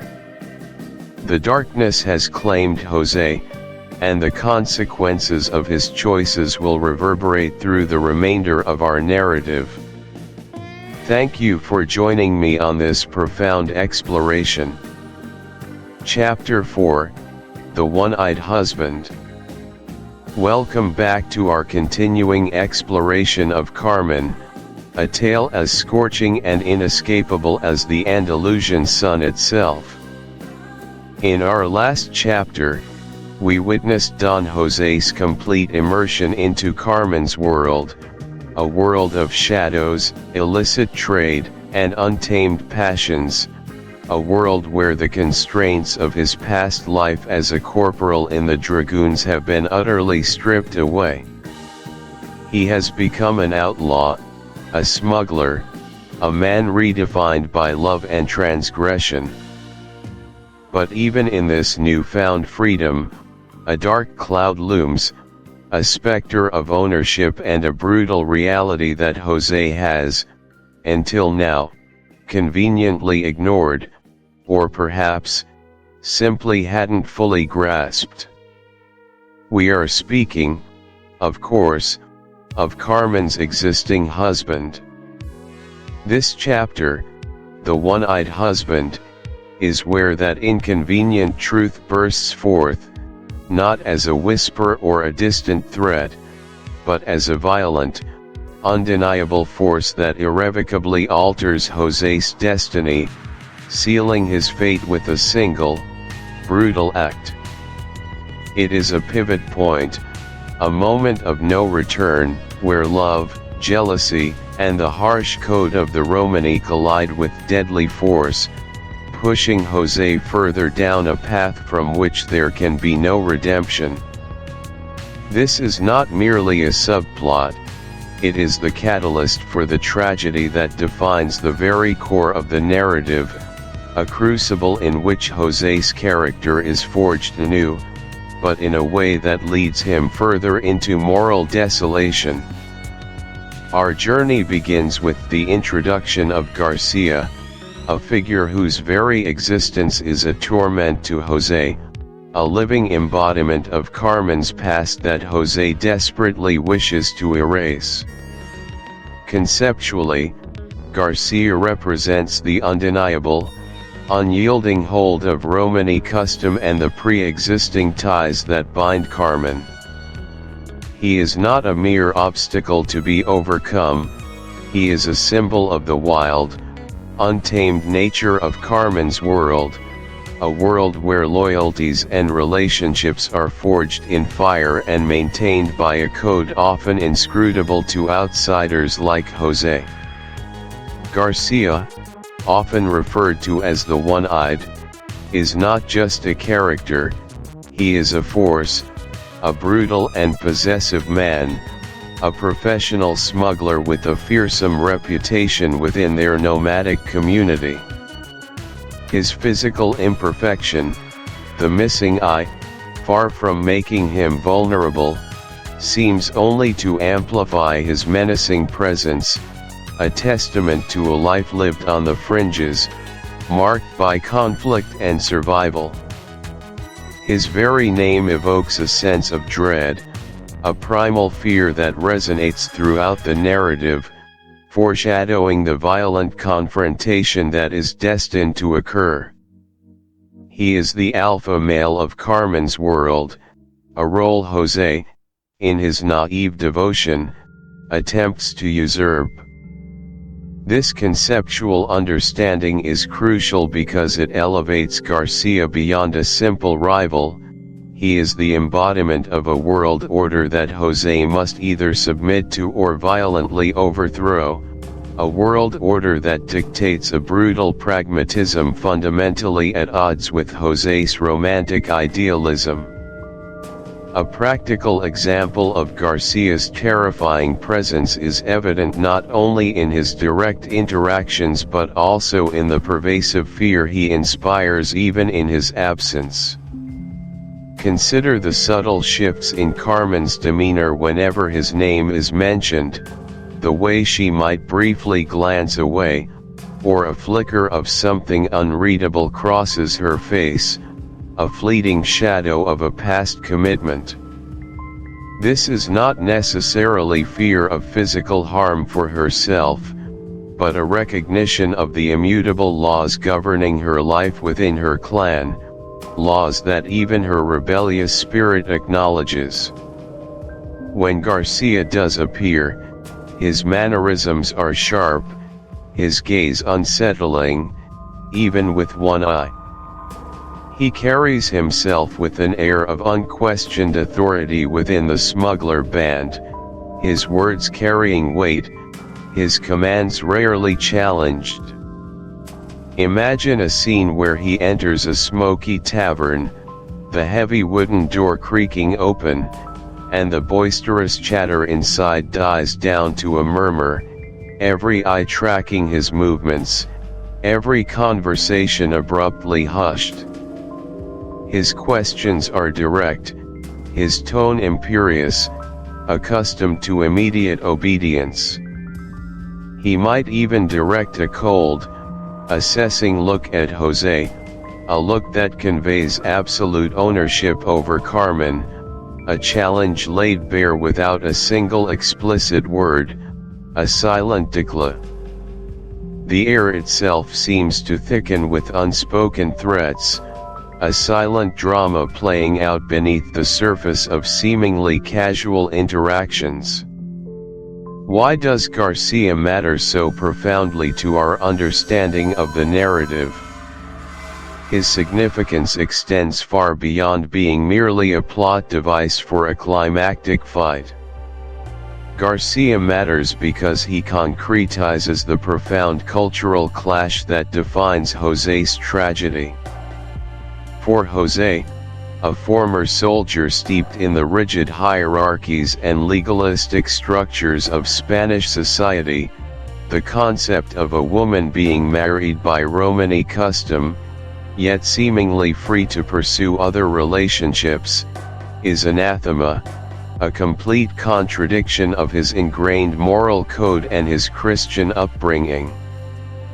Garcia's presence shatters José's romanticized vision of Carmen and their life together. It forces José to confront the uncomfortable truth that Carmen's loyalties are complex, her world governed by rules he doesn't understand and cannot control, rules that prioritize communal survival and internal traditions over individual romantic exclusivity. Garcia is the immovable object against José's irresistible force of passion, a stark, brutal wall against José's fragile dreams of a conventional future with Carmen. His existence torments José, not just because he is a rival for Carmen's affections, but because he represents an unassailable claim that undermines everything José believes he has built with Carmen, every sacrifice he has made. He is a constant reminder that José is an outsider, perpetually struggling against the currents of a culture he attempts to embrace but can never fully belong to, a culture that he idealizes and misunderstands in equal measure. Garcia's very breath is a challenge to José's sense of self, to his honor, and to his desperate yearning for an exclusive, singular bond with Carmen.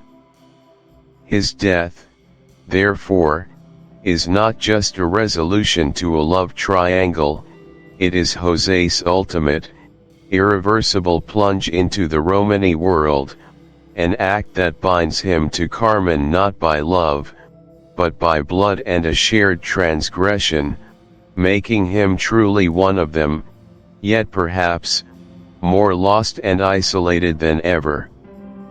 This is the moment when José's transformation from soldier to outlaw is truly complete, sealed by an act of savage violence that echoes the primal instincts of the very world he has chosen to inhabit, a world where personal codes are often enforced with brutal efficiency. As José sinks deeper into the illicit activities of the smuggler band, the atmosphere within their hidden enclaves becomes increasingly charged, a microcosm of the wild, lawless existence they lead. This leads us to our second point, the palpable tension within the smuggler band and the ubiquitous card games played in hidden taverns. Conceptually, these card games and the surrounding tension are far more than mere recreational pastimes, they are crucial elements that define the group's dynamics, reveal individual characters, and serve as a pressure cooker for the explosive events to come. They represent the constant state of vigilance, the calculated risks, and the underlying violence that permeate the lives of outlaws. These games are not played for simple amusement, they are a ritualized form of conflict, a way to establish dominance, to test nerve, and to win or lose small fortunes in an environment where trust is scarce and betrayal is always a possibility. The stakes are often more than just money, they are about reputation, respect, and subtle shifts in power within a tight-knit but often volatile community. The tension is a natural byproduct of their precarious existence, always on the run, always looking over their shoulders, living on the edge of societal norms and legal boundaries. Every interaction is laced with this underlying current, a readiness for confrontation, a honed instinct for survival in a world that offers no quarter. For a practical example, Imagine one of these hidden taverns, perhaps carved into a rocky hillside or nestled deep within the labyrinthine alleyways of a remote village. The air is thick with the smell of cheap tobacco, stale wine, and you. It is a moment of stark, brutal necessity, not born of a premeditated plan but emerging from an unbearable pressure of jealousy, possessiveness, and the clash of two incompatible worlds. José's motivation is complex, a desperate desire to eliminate the living embodiment of his insecurity, to assert his claim over Carmen, and perhaps, to prove himself worthy of her dangerous world by adopting its most violent customs. The knife fight is a crucible, burning away the last vestiges of the disciplined corporal and revealing the savage, unbridled lover beneath. It is a moment of no return, sealing José's fate with blood. For a practical example, let's set the scene. The card game, perhaps, has just concluded, or a particularly tense exchange has taken place. Garcia, emboldened by his perceived authority and perhaps a few too many drinks, makes a dismissive or possessive remark about Carmen, perhaps a crude joke about José's supposed replacement status. José, simmering with weeks of suppressed rage, humiliation, and desperate longing, snaps. His face, usually shadowed by internal conflict, tightens with a fierce, deadly resolve. Words are exchanged, quick and sharp like flint striking steel. Perhaps Garcia makes a move towards Carmen, a touch, a gesture that José interprets as the ultimate challenge to his fragile claim. The air crackles. Suddenly, a knife is drawn, perhaps Garcia's first, an instinctive move of a hardened outlaw. José, despite his lack of experience in such raw, street-level brawls, is driven by a fury born of love and desperation. The fight is quick, brutal, and devoid of any semblance of fair play.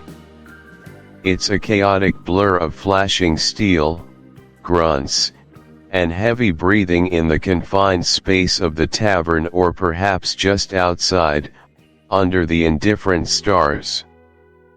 José, perhaps through sheer luck or a desperate lunge, manages to disarm or incapacitate Garcia, eventually plunging his own knife into Garcia's body. The sound is a sickening thud, a gasp, a gurgle. Silence descends, absolute and terrifying, broken only by the ragged breathing of José. The other smugglers, accustomed to such violence, might watch with a grim, detached fascination, their expressions unreadable, offering no assistance to either side, allowing the natural order of things to unfold. José stands over the fallen man, blood staining his hands, his chest heaving, the realization of what he has done crashing down on him with overwhelming force. The deed is done. The world has shifted irrevocably. Why does José killing Garcia matter so profoundly to our understanding of the narrative? Firstly, it is the ultimate act of commitment for José, though a commitment steeped in violence rather than pure affection. It binds him to Carmen and her world in a way nothing else could. He has crossed a line from which there is no return, severing his last ties to his former life and becoming an unquestioning accomplice in Carmen's outlaw existence. He is now truly one of them, marked by blood. Secondly, this act reveals the depth of José's possessiveness and the dangerous nature of his love for Carmen. His initial desire for order and conventional love has morphed into a primal need for exclusive ownership, driving him to eliminate any perceived obstacle. This foreshadows the tragic ending, as his possessiveness, once unleashed, will only intensify, eventually consuming both him and Carmen. Thirdly, Garcia's death is not just the removal of a rival, it is a symbolic slaying of a piece of Carmen's past, a past José wishes to control and reshape. However, in doing so, he merely steps into Garcia's shoes, inheriting the brutal role of husband within a system he still doesn't fully grasp, a system where he is still, fundamentally, an outsider attempting to force his own rules. This act defines José's moral descent, showcasing how love, when twisted by jealousy and cultural misunderstanding, can lead to the darkest of outcomes. It is the point of no return for his soul, a moment where the soldier dies and the desperate, murderous lover is fully born. It is an act that, her unemotional response is a testament to her resilience and her adaptation to a harsh world, but it also paints a stark picture of the emotional chasm between her and José. This crucial moment reveals the profound misunderstanding at the heart of their relationship, a chasm that will ultimately prove unbridgeable and lead to the story's tragic conclusion. José believed he was winning her heart, but in reality, he was merely entering a new, equally dangerous agreement, one that would still not grant him the absolute possession he so desperately craved. The chapter The One-Eyed Husband is not merely a sensationalized account of violence, but a profound exploration of cultural clash, psychological torment, and the destructive power of possessive love. It forces us to confront uncomfortable truths about human nature, the allure of the forbidden, and the tragic consequences when two vastly different worlds collide. For listeners wishing to delve deeper into these themes, consider these mental exercises. Firstly, try to embody José's perspective.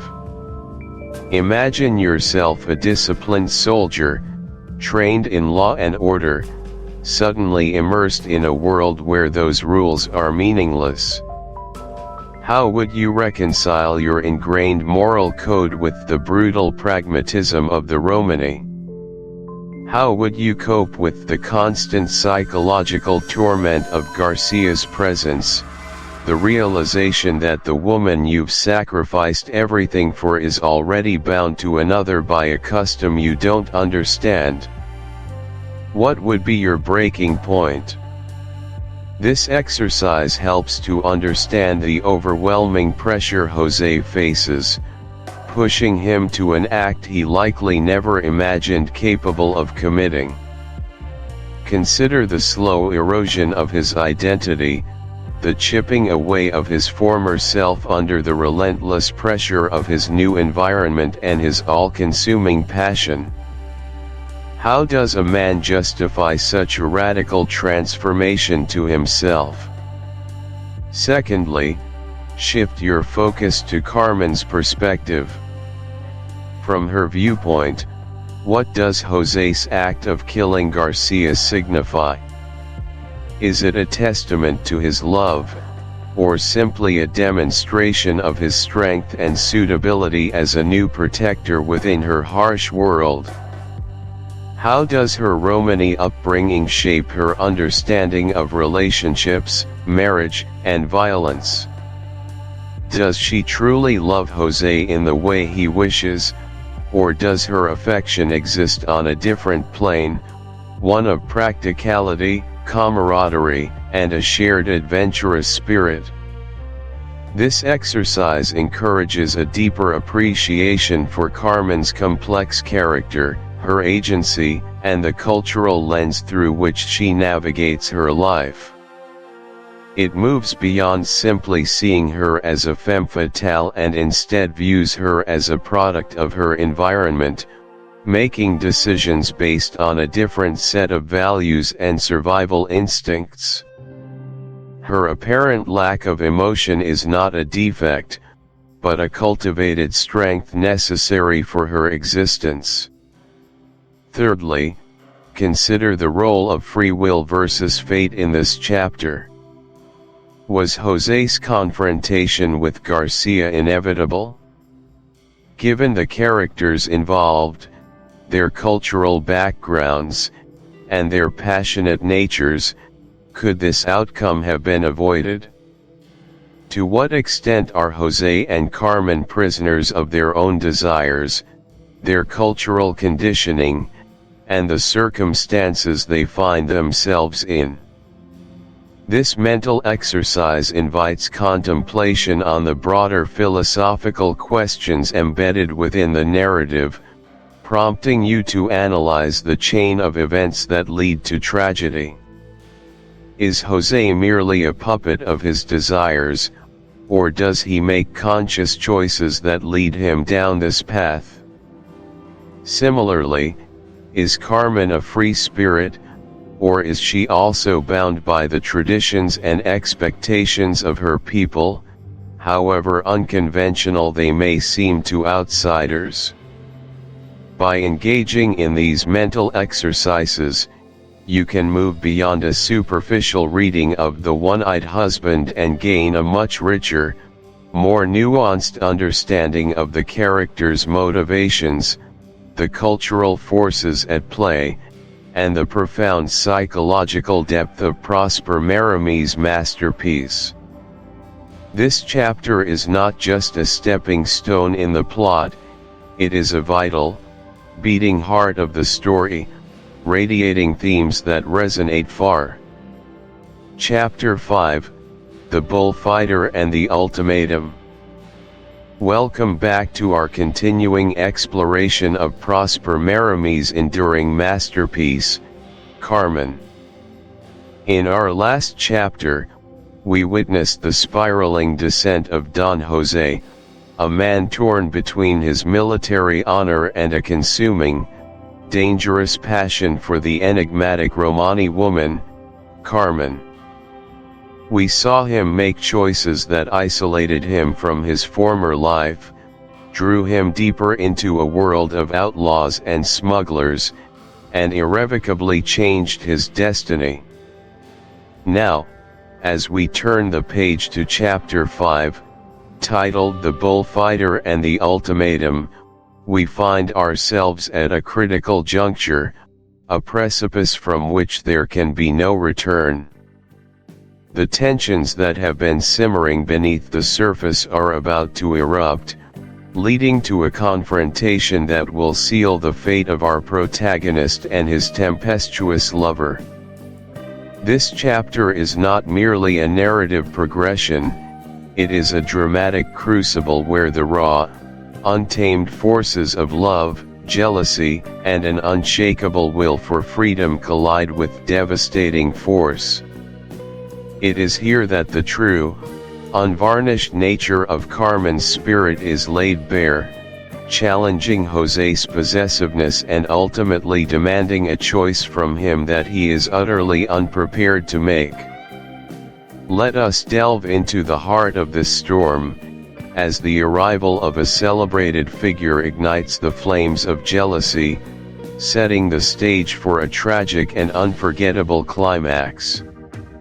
Our journey into this pivotal chapter begins with the introduction of a new, magnetic force that further complicates the already volatile relationship between José and Carmen.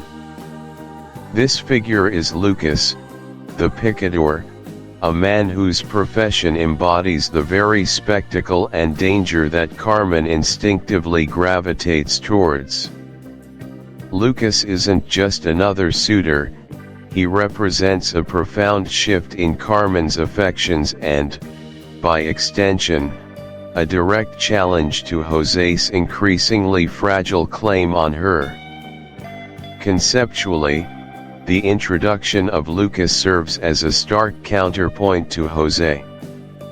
Where José represents a yearning for a settled life, albeit one now fraught with danger due to his choices, Lucas embodies the essence of Spanish passion, public adulation, and a life lived on the edge. He is a bullfighter, a man of courage and flamboyance, revered in the arena, a symbol of a culture that celebrates daring and artistry in the face of death. Carmen's attraction to him is not simply about physical allure, it's a profound connection to a spirit that mirrors her own, untamed, vibrant, and drawn to the grand drama of existence. The picador, specifically, holds a unique role in the bullfight, initiating the contest, confronting the bull with lance and horse, a figure of bold confrontation. This resonates deeply with Carmen's own confrontational and fearless nature. His profession places him constantly at risk, yet he meets it with a kind of graceful defiance, a quality Carmen values above all else. His very presence signifies a shift from the clandestine, often desperate world José and Carmen have inhabited to a more public, celebrated, and equally perilous sphere.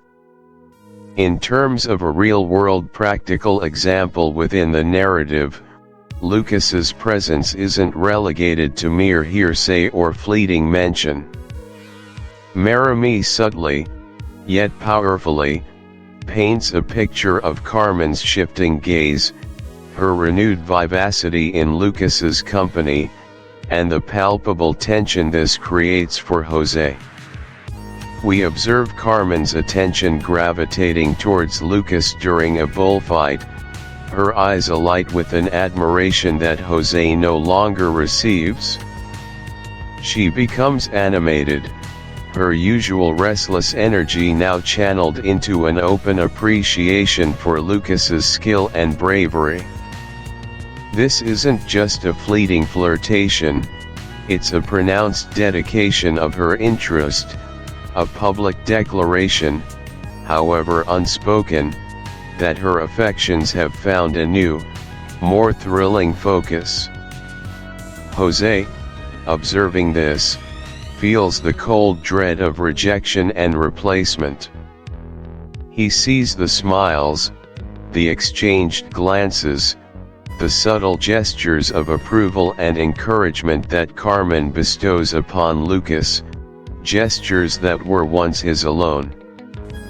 This practical manifestation in the story isn't about lengthy romantic scenes between Carmen and Lucas, it's about José's perception, his gnawing suspicion, and the devastating realization that he is losing her to someone who, in his eyes, is her equal in spirit, a rival who truly understands and lives the dangerous, exhilarating life that Carmen craves. Her preference for Lucas is not hidden, it is an open wound for José, exposed for all to see.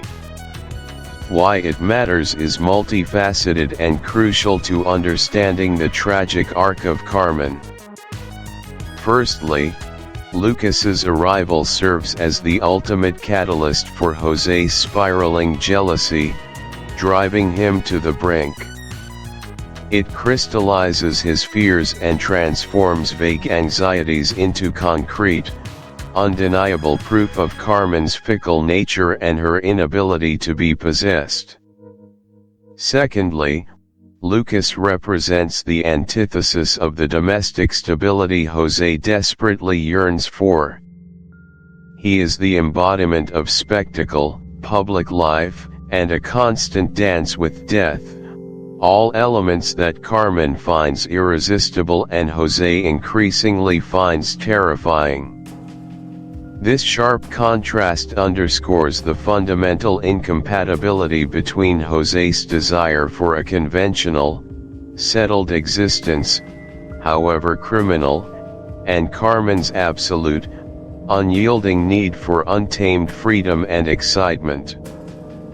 Furthermore, Lucas's profession, that of a bullfighter, places him within a highly ritualized and deeply Spanish cultural context, emphasizing Carmen's connection to her roots and a life of vibrant, dangerous tradition, further alienating Jose, who, despite his immersion in her world, remains an outsider in spirit, clinging to vestiges of his former Hidalgan honor.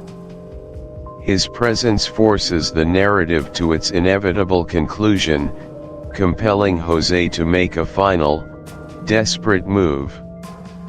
This leads us directly into Jose's spiraling jealousy and his desperate plea for them to leave Spain for a new life in America. The introduction of Lucas, and Carmen's clear preference for him, pushes Jose past any point of rational thought, plunging him into a maelstrom of possessive rage and profound despair. Conceptually, Jose's jealousy isn't merely an emotion, it's a suffocating force that distorts his perception and drives his actions. It's the psychological toll of witnessing the object of one's obsessive affection turn their attention elsewhere. This jealousy, combined with a deep-seated possessiveness, leads him to believe that a geographical escape, a total severance from their current environment, can somehow reset their relationship and bind Carmen to him exclusively. America, in his mind, becomes a mythical land of fresh starts, a blank canvas where they can shed the complications of their criminal past and, more importantly, escape the lures and distractions of Spain, particularly the vibrant, dangerous world that endlessly draws Carmen away from him.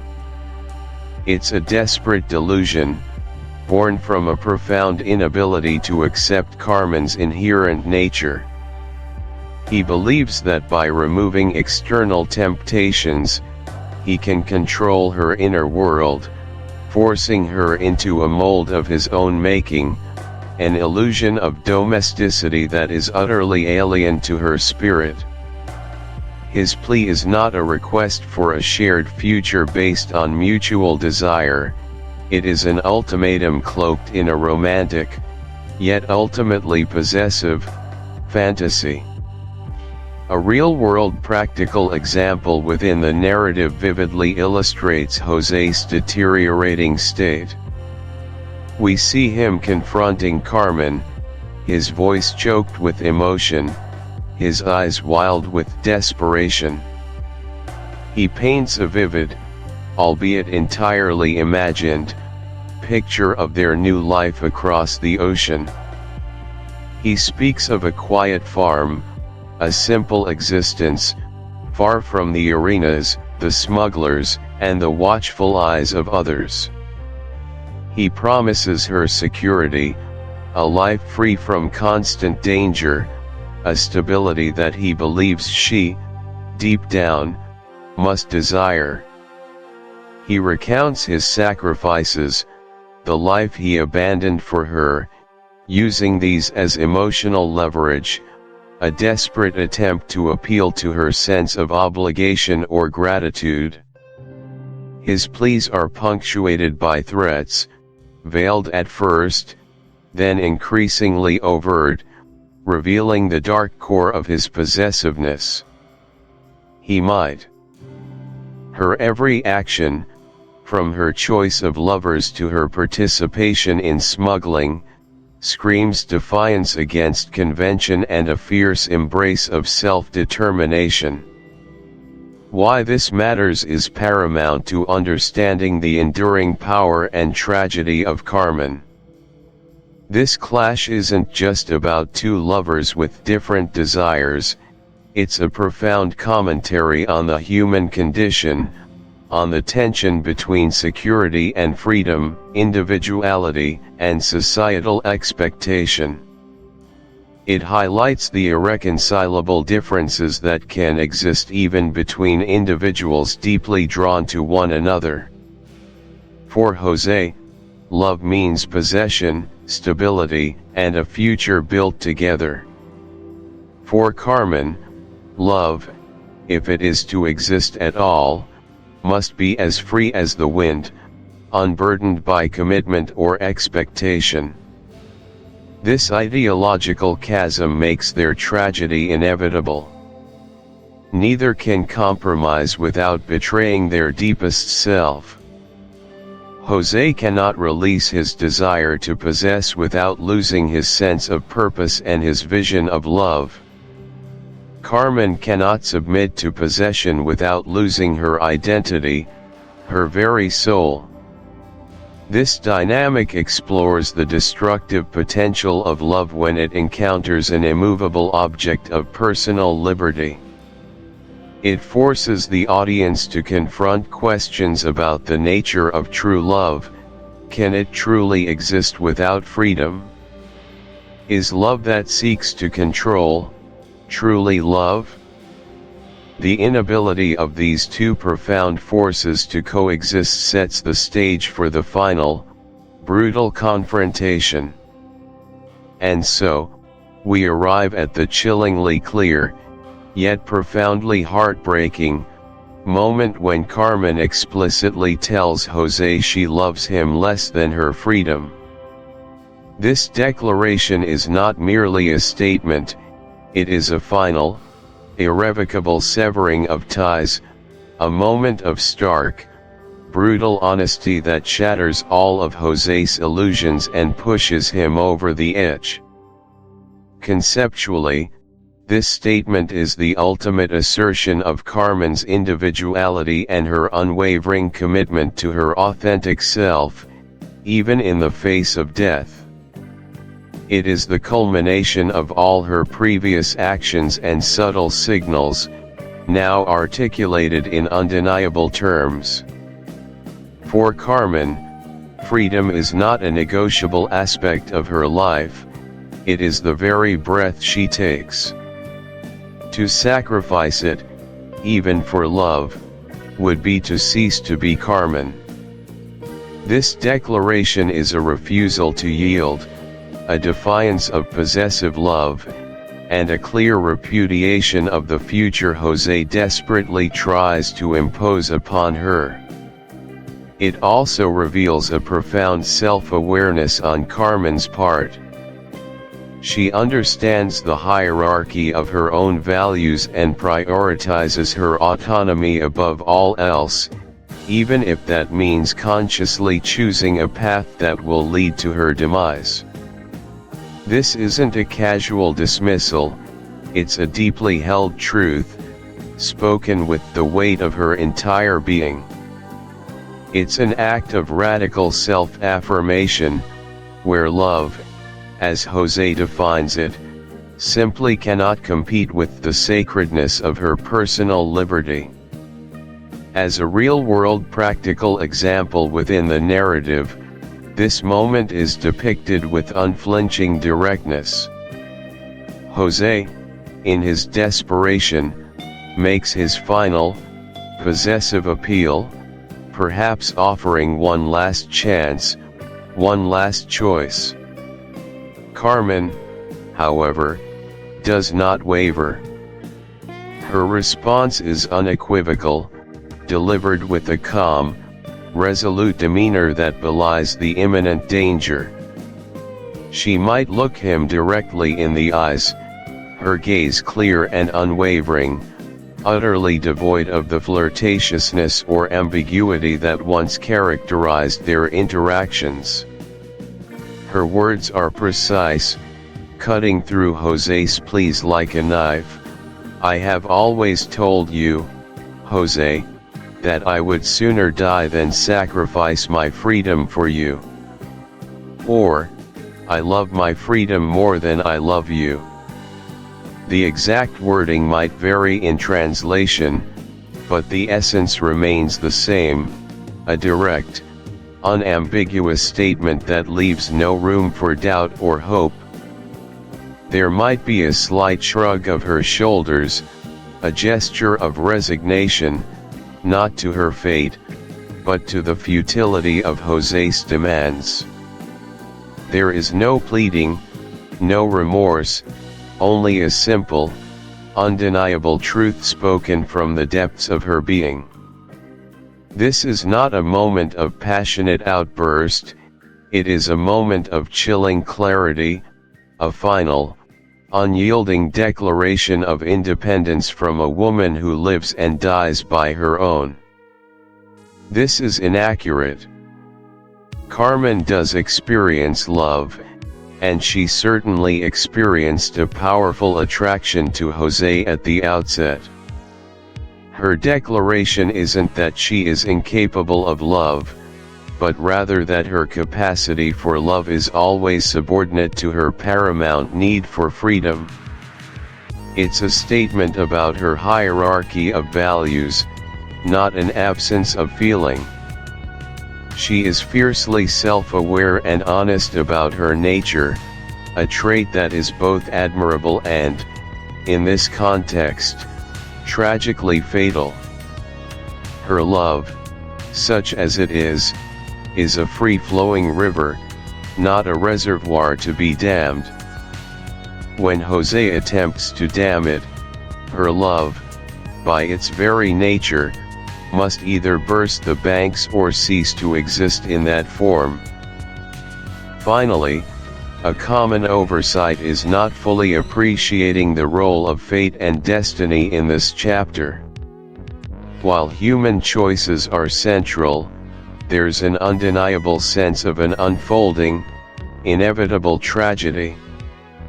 Carmen's fate, in particular, seems predetermined by her very essence, a spirit too wild to be tamed, too honest to deceive, too free to be contained. José's fall, too, feels fated once he steps onto the path of obsession. This chapter brings all these threads together, showing how individual desires and inescapable destinies intertwine to create a powerful, devastating narrative. To further deepen your understanding and engagement with this chapter, I propose a mental exercise for you, the listener. Imagine yourself in José's shoes, but with the benefit of hindsight. How might he have acted differently at the point of Lucas's introduction? Could he have chosen to accept Carmen's nature, to love her freely without demanding possession? What would such a love have looked like, and could it have truly satisfied him? This exercise challenges us to consider alternatives to the tragic path, even if, within the confines of the story, those alternatives seem impossible for José's character. It invites us to explore the boundaries of love and freedom from a different perspective, perhaps realizing that true freedom often means letting go. Now, shift perspectives. Imagine you are Carmen. How would you navigate José's desperate pleas for America, knowing that your essence is tied to untamed liberty? Could you have softened your refusal, or was your brutal honesty the only path congruent with your nature?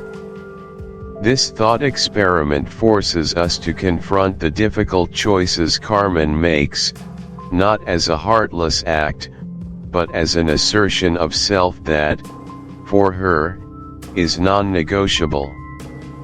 It helps us understand the profound internal logic of her character, even if it leads to a tragic end.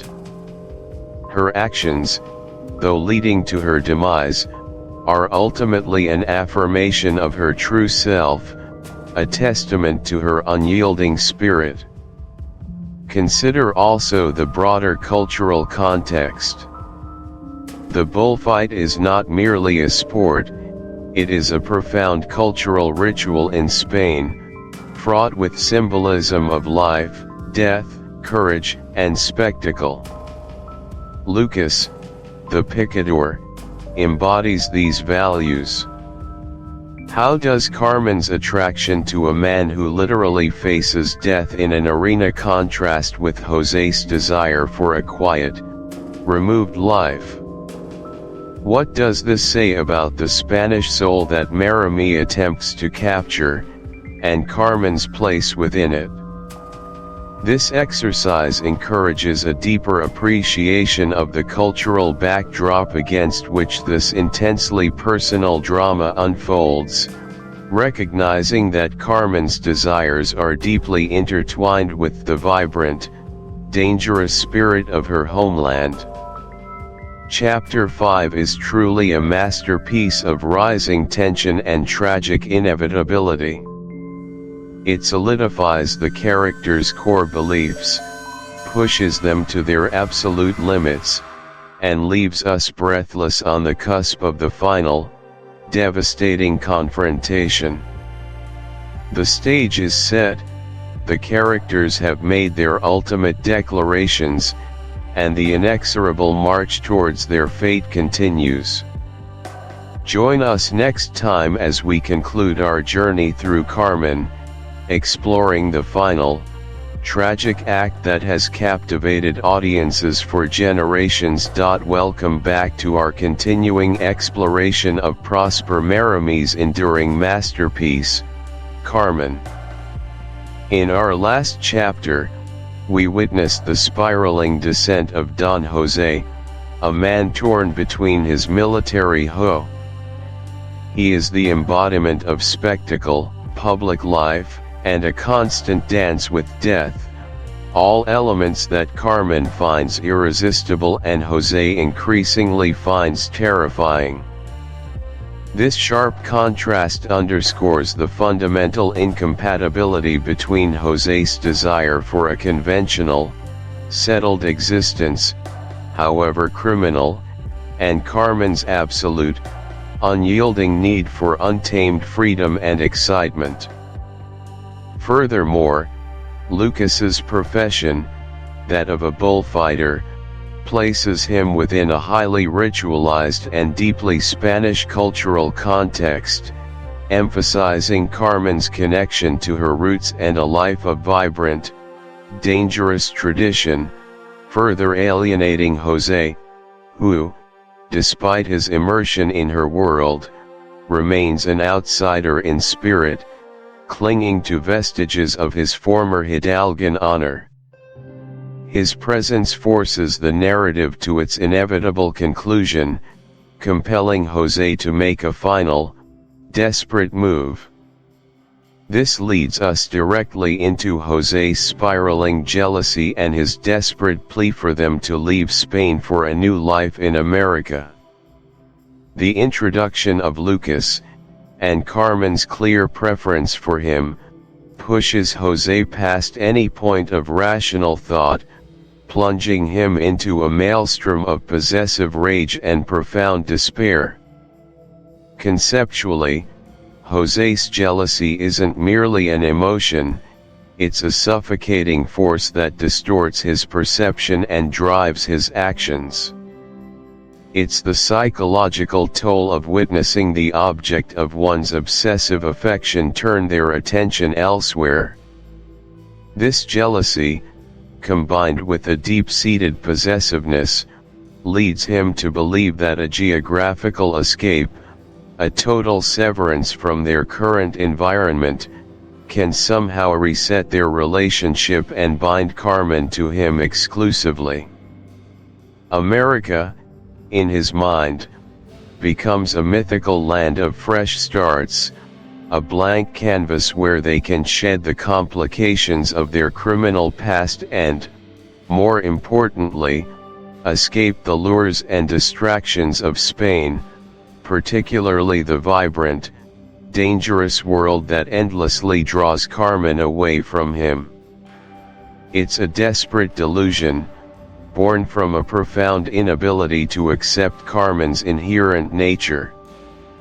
He believes that by removing external temptations, he can control her inner world, forcing her into a mold of his own making, an illusion of domesticity that is utterly alien to her spirit.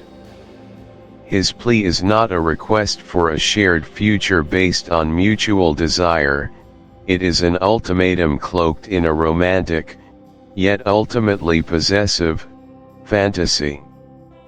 A real-world practical example within the narrative vividly illustrates José's deteriorating state. We see him confronting Carmen, his voice choked with emotion, his eyes wild with desperation. He paints a vivid, albeit entirely imagined, picture of their new life across the ocean. He speaks of a quiet farm, a simple existence, far from the arenas, the smugglers, and the watchful eyes of others. He promises her security, a life free from constant danger, a stability that he believes she, deep down, must desire. He recounts his sacrifices, the life he abandoned for her, using these as emotional leverage, a desperate attempt to appeal to her sense of obligation or gratitude. His pleas are punctuated by threats, veiled at first, then increasingly overt, revealing the dark core of his possessiveness. He might grab her arm, his grip tightening as he speaks, his body language communicating an intensity bordering on violence. His words are not those of a loving partner proposing a joint venture, but rather of a desperate man trying to cage a wild bird, promising it a golden cage if only it would cease its flight. He presents this grand escape as the only solution, the last chance for their love, failing to comprehend that Carmen views such a proposal as an unbearable prison sentence. Why it matters cannot be overstated. José's spiraling jealousy and his American plea serve several critical functions. Firstly, they highlight the profound psychological damage wrought by his obsession. He has lost all perspective, sacrificing his honor, his career, and his sanity for a love that, by its very nature, cannot be contained. Secondly, his plea for America is a desperate attempt to impose his will on Carmen. José cannot release his desire to possess without losing his sense of purpose and his vision of love. Carmen cannot submit to possession without losing her identity, her very soul. This dynamic explores the destructive potential of love when it encounters an immovable object of personal liberty. It forces the audience to confront questions about the nature of true love. Can it truly exist without freedom? Is love that seeks to control truly love? The inability of these two profound forces to coexist sets the stage for the final, brutal confrontation. And so, we arrive at the chillingly clear, yet profoundly heartbreaking, moment when Carmen explicitly tells José she loves him less than her freedom. This declaration is not merely a statement, it is a final, irrevocable severing of ties, a moment of stark, brutal honesty that shatters all of José's illusions and pushes him over the edge. Conceptually, This statement is the ultimate assertion of Carmen's individuality and her unwavering commitment to her authentic self, even in the face of death. It is the culmination of all her previous actions and subtle signals, now articulated in undeniable terms. For Carmen, freedom is not a negotiable aspect of her life, it is the very breath she takes. To sacrifice it, even for love, would be to cease to be Carmen. This declaration is a refusal to yield, a defiance of possessive love, and a clear repudiation of the future José desperately tries to impose upon her.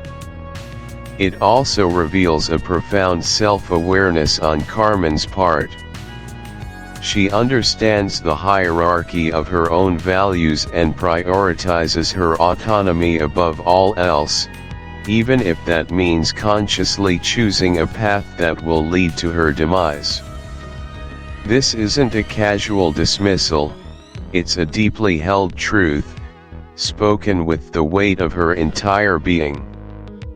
It's an act of radical self-affirmation, where love, as José defines it, simply cannot compete with the sacredness of her personal liberty. As a real-world practical example within the narrative, this moment is depicted with unflinching directness.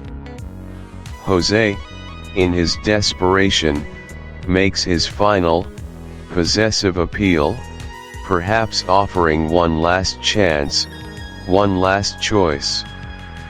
Carmen, however, does not waver. Her response is unequivocal, delivered with a calm, resolute demeanor that belies the imminent danger.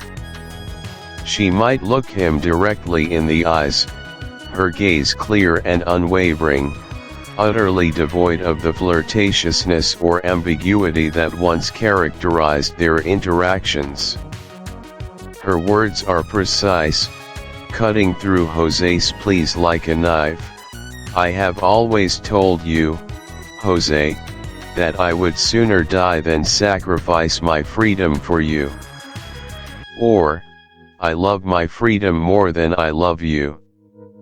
The exact wording might vary in translation, but the essence remains the same, a direct, unambiguous statement that leaves no room for doubt or hope. There might be a slight shrug of her shoulders, a gesture of resignation, not to her fate, but to the futility of José's demands. There is no pleading, no remorse, only a simple, undeniable truth spoken from the depths of her being. This is not a moment of passionate outburst, it is a moment of chilling clarity, a final, unyielding declaration of independence from a woman who lives and dies by her own rules. She does not try to soften the blow or offer false hope, her honesty is absolute and devastating. Why this matters is the very essence of the chapter's tragic power and the novel's enduring legacy. This explicit declaration serves as the ultimate turning point, the point of no return. It strips away any remaining illusions José might have harbored about their relationship, about Carmen eventually conforming to his desires. It forces him to confront the absolute impossibility of his dream to possess her. It also solidifies Carmen's character as one of the most fiercely independent and uncompromising figures in literature. Her willingness to face death rather than surrender her freedom elevates her beyond a mere romantic interest. She becomes a symbol of absolute autonomy. This statement is the direct catalyst for the tragic climax, as José, unable. José's fall, too, feels fated once he steps onto the path of obsession. This chapter brings all these threads together, showing how individual desires and inescapable destinies intertwine to create a powerful, devastating narrative. To further deepen your understanding and engagement with this chapter, I propose a mental exercise for you, the listener. Imagine yourself in José's shoes, but with the benefit of hindsight. How might he have acted differently at the point of Lucas's introduction? Could he have chosen to accept Carmen's nature, to love her freely without demanding possession? What would such a love have looked like, and could it have truly satisfied him? This exercise challenges us to consider alternatives to the tragic path, even if, within the confines of the story, those alternatives seem impossible for José's character. It invites us to explore the boundaries of love and freedom from a different perspective, perhaps realizing that true freedom often means letting go. Now, shift perspectives. Imagine you are Carmen. How would you navigate José's desperate pleas for America, knowing that your essence is tied to untamed liberty? Could you have softened your refusal, or was your brutal honesty the only path congruent with your nature? This thought experiment forces us to confront the difficult choices Carmen makes, not as a heartless act, but as an assertion of self that, for her, is non-negotiable. It helps us understand the profound internal logic of her character, even if it leads to a tragic end. Her actions, though leading to her demise, are ultimately an affirmation of her true self, a testament to her unyielding spirit. Consider also the broader cultural context. The bullfight is not merely a sport, it is a profound cultural ritual in Spain, fraught with symbolism of life, death, courage, and spectacle. Lucas, the picador, embodies these values. How does Carmen's attraction to a man who literally faces death in an arena contrast with José's desire for a quiet, removed life? What does this say about the Spanish soul that Marami attempts to capture, and Carmen's place within it? This exercise encourages a deeper appreciation of the cultural backdrop against which this intensely personal drama unfolds, recognizing that Carmen's desires are deeply intertwined with the vibrant, dangerous spirit of her homeland. Chapter 5 is truly a masterpiece of rising tension and tragic inevitability. It solidifies the characters' core beliefs, pushes them to their absolute limits, and leaves us breathless on the cusp of the final, devastating confrontation. The stage is set, the characters have made their ultimate declarations, and the inexorable march towards their fate continues. Join us next time as we conclude our journey through Carmen, exploring the final, tragic act that has captivated audiences for generations. Chapter 6, Free She Was Born, Free She Shall Die. Welcome back, listeners, to our deep dive into the compelling, often unsettling world of Carmen. We've journeyed through her magnetic charm, her untamed spirit, and the destructive passion she ignites. Now, we arrive at Chapter 6, Free She Was Born, Free She Shall Die, a title perfectly encapsulating our protagonist's tragic, fiercely independent spirit. This chapter is the inevitable, heart-wrenching culmination, the final, desperate dance between love, obsession, and an unyielding will. It's where Carmen's raw essence shines brightest, even in the face of death. Prepare yourselves, for this is where the drama reaches its apex, where fate delivers its brutal judgment, and where Carmen, despite her demise, achieves her most profound victory. This isn't merely a chapter, it's a powerful statement, a testament to an individuality so potent it defies even the ultimate end.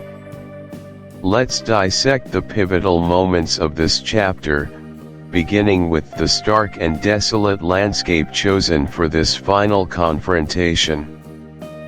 One setting the scene in a lonely gorge where the final confrontation takes place. Conceptual explanation: the choice of setting for Carmen's tragic end is not accidental, it is meticulously crafted to amplify the raw emotions and the stark finality of the confrontation. A lonely gorge, an isolated, craggy ravine, immediately evokes a sense of doom and inescapable fate. It is a place removed from civilization, from the bustling streets of Seville, from the vibrant colors and sounds of the bull ring. This isolation mirrors the emotional chasm that has grown between Carmen and Jose. It's a natural arena, stripped bare of artifice, where their fundamental differences can clash without witnesses, without the softening influence of society.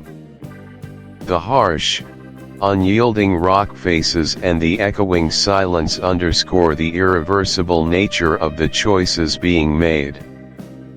There's no escape, no easy path out of this chasm, just as there's no turning back for either character.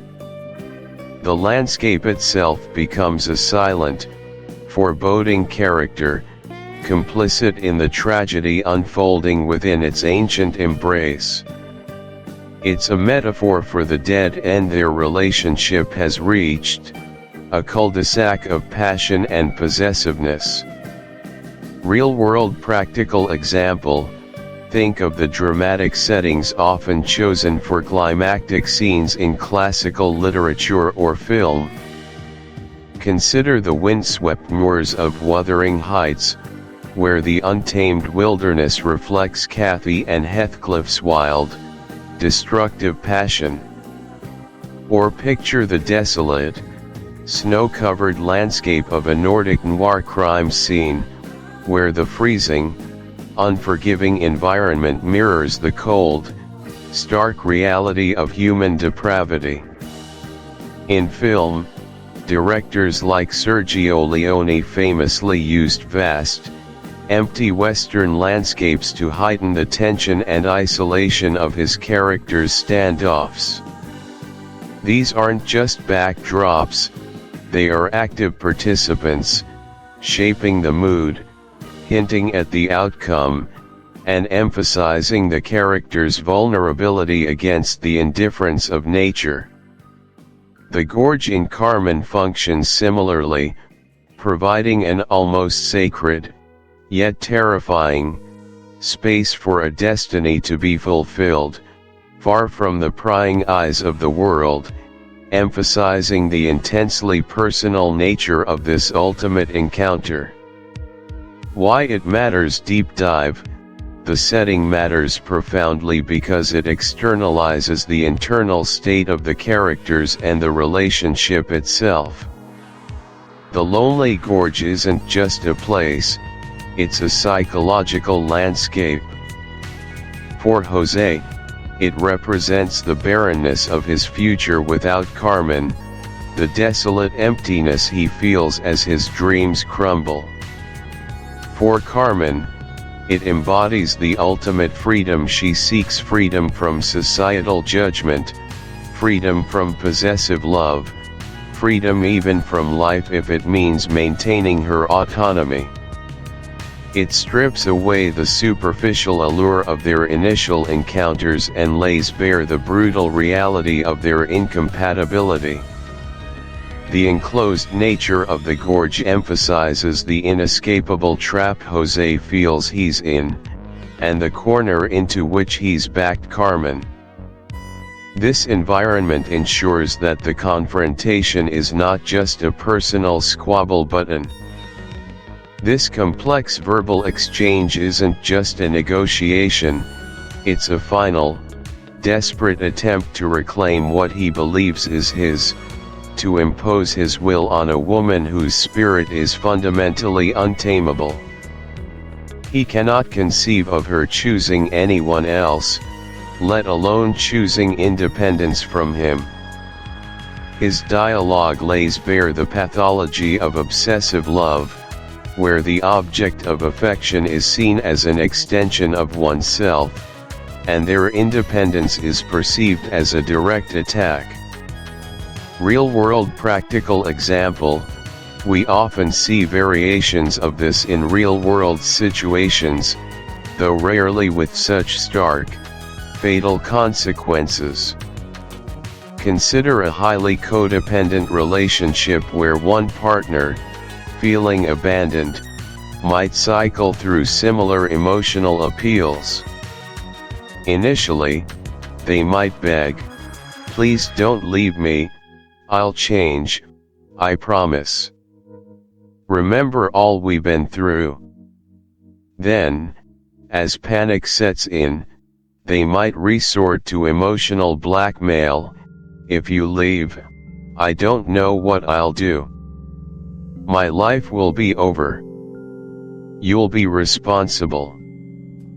Finally, in a desperate bid for control, they might threaten, "No one else will have you if I can't," or even physical intimidation, subtle or overt, to prevent the other person from leaving. This isn't always about romance. It can manifest in controlling friendships or family dynamics where one person feels entitled to another's presence or loyalty. The key characteristic is the inability to accept the other person's autonomy, viewing their departure or choice as a personal betrayal rather than a valid exercise of free will. Jose's dialogue encapsulates this destructive pattern, magnified to a tragic extreme. Why it matters deep dive. This dialogue is crucial because it highlights the fundamental conflict at the heart of Carmen, the clash between absolute freedom and absolute possession. Jose's words reveal his profound misunderstanding of Carmen. He sees her as a possession, an object to be won back, a life to be manipulated. He believes his love, no matter how destructive, should be reciprocated, even demanded. Carmen, however, exists beyond such chains.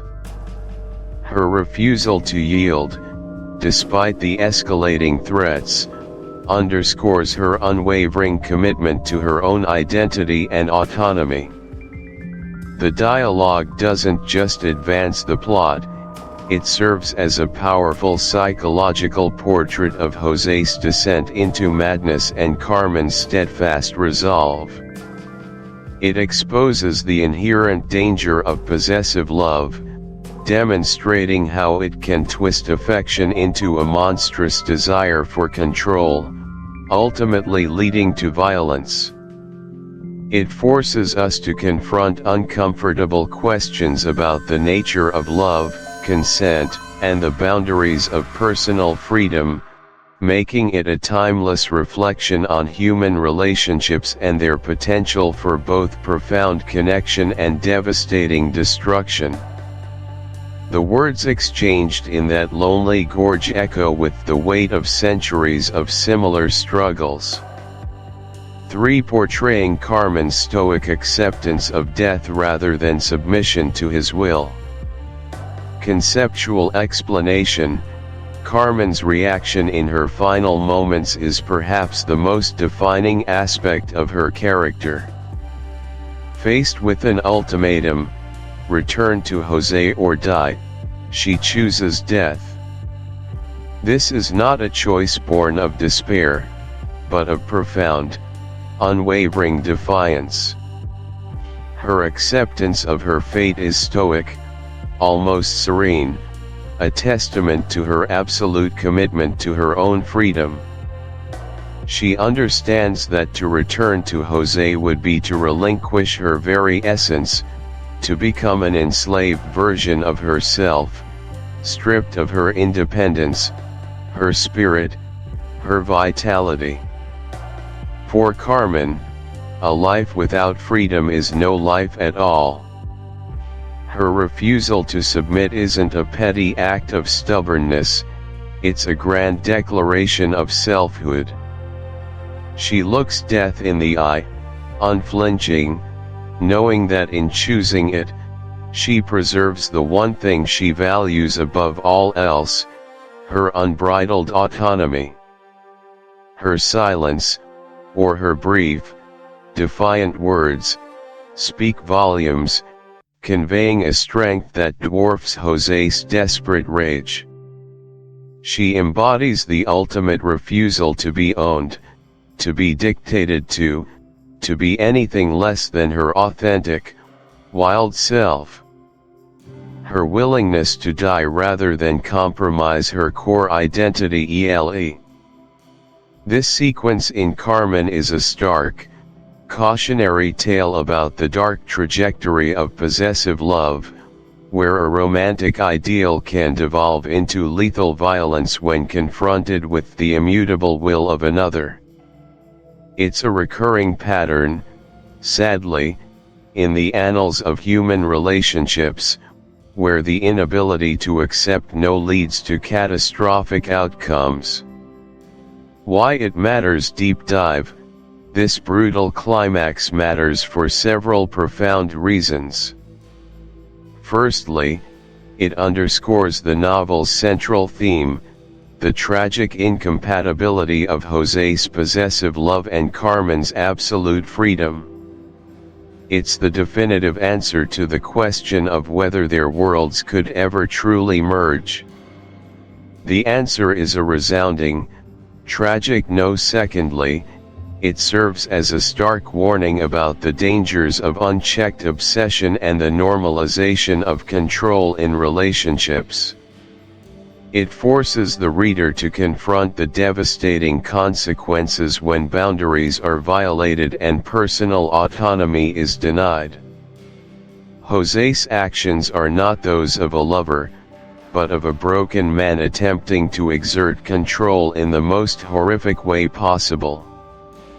Thirdly, Carmen's burial in the woods, away from the public eye, despite its grim nature, reinforces her wild, untamed spirit even in death.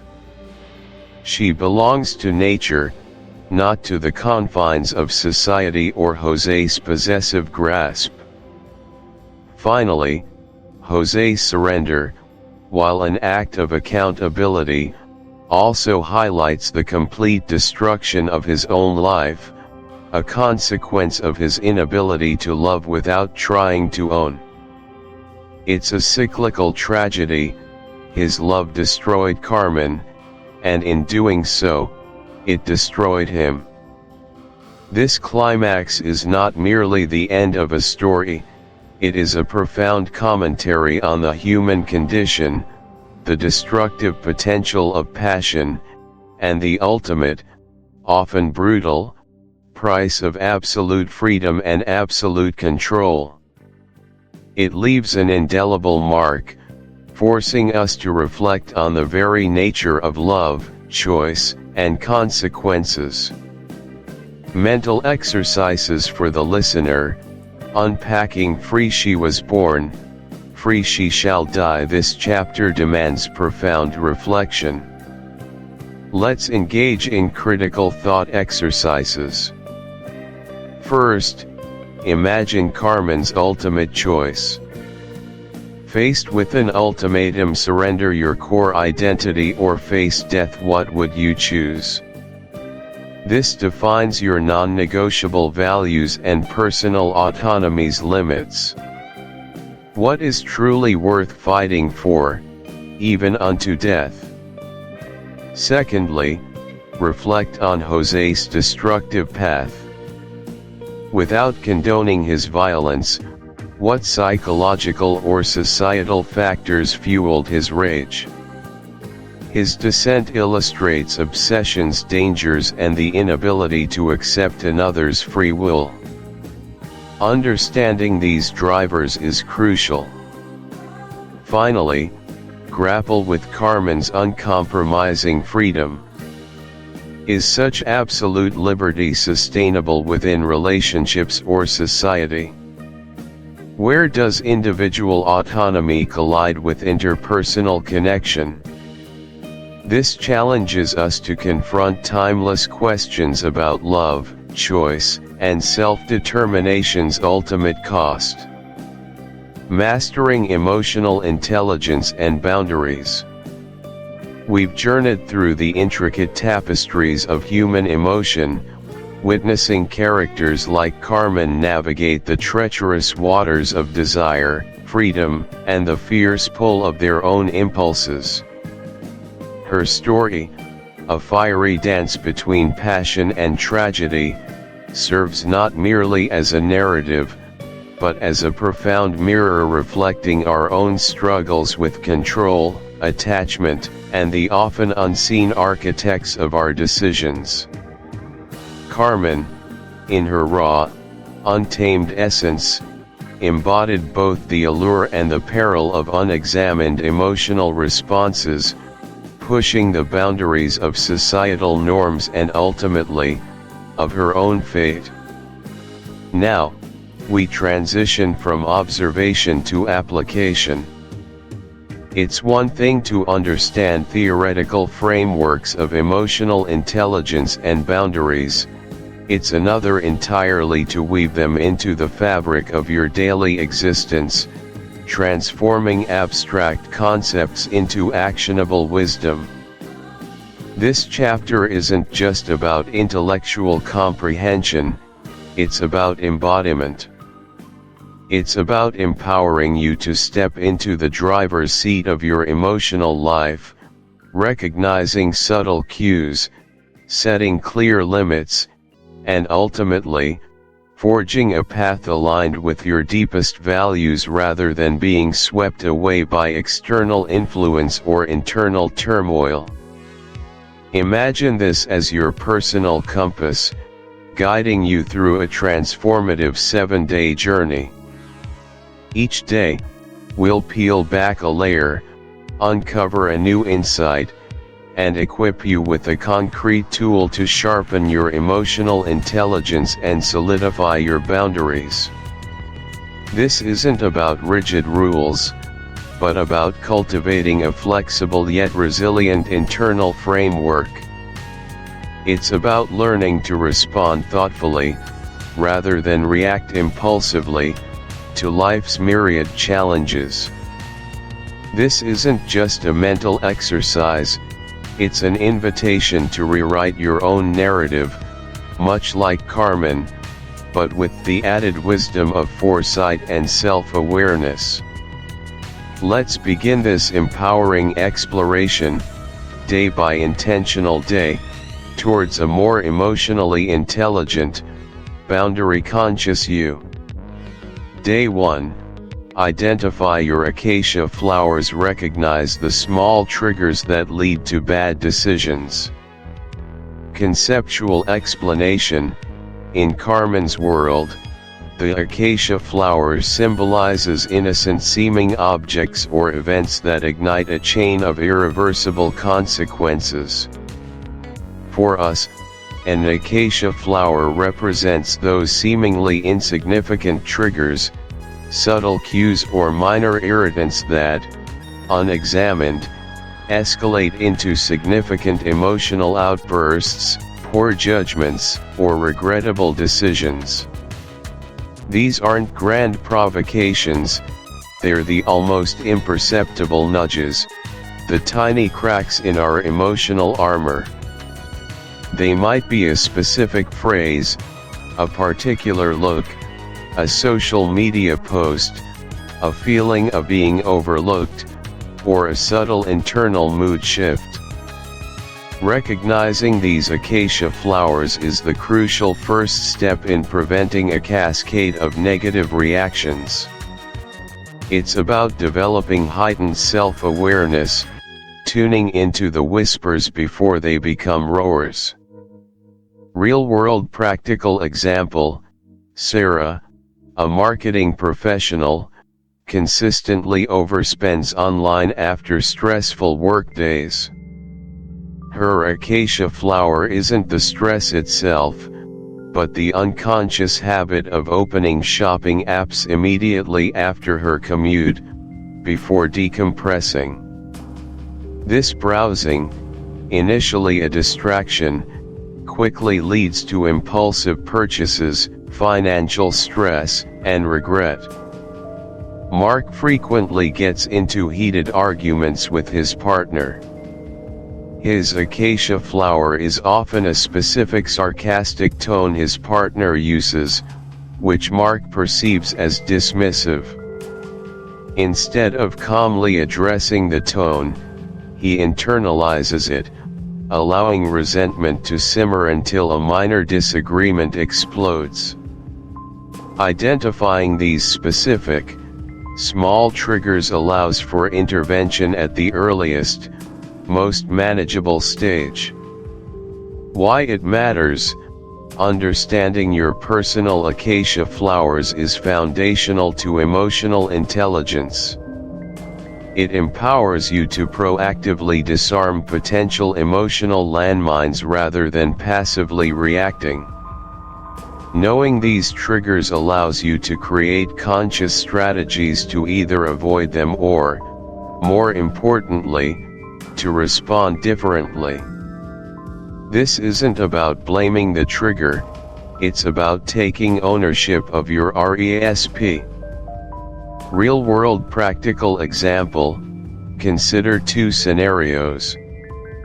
In a reciprocal friendship, Jane and Emily regularly check in, celebrate successes, offer support, and comfortably pursue individual interests without feeling neglected or jealous.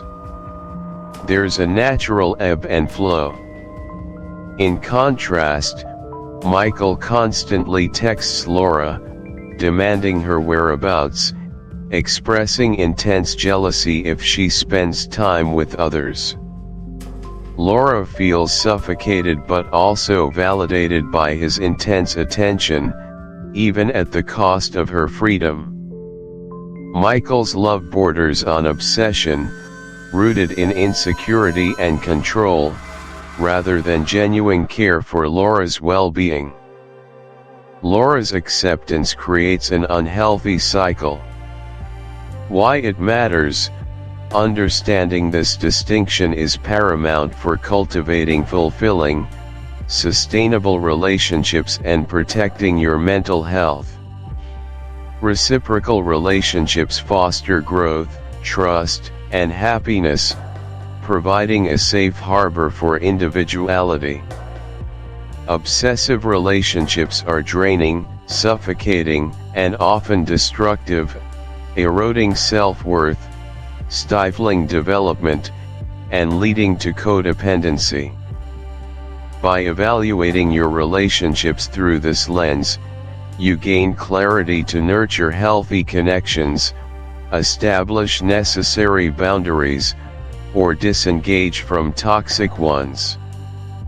This self-assessment is an act of self-preservation, a commitment to building a life rich with authentic, respectful, and supportive connections, free from destructive attachment.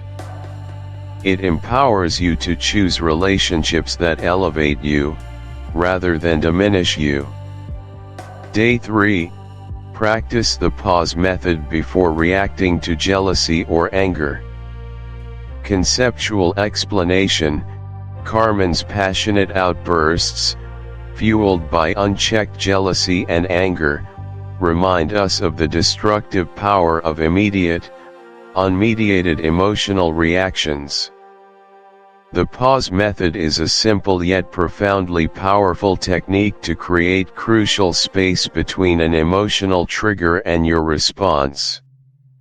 Instead of allowing intense feelings to hijack your rational mind, the pause encourages you to deliberately stop, take a breath, and consciously choose how to proceed. It's an act of metacognition that interrupts the automatic limbic system response. This brief moment of intentional stillness allows your prefrontal cortex, responsible for logical thought, to re-engage, offering agency over your emotional state. It's not about suppressing emotion, but acknowledging it without letting it control you. Real-world practical example: imagine scrolling social media, seeing an ex-partner happy with someone new.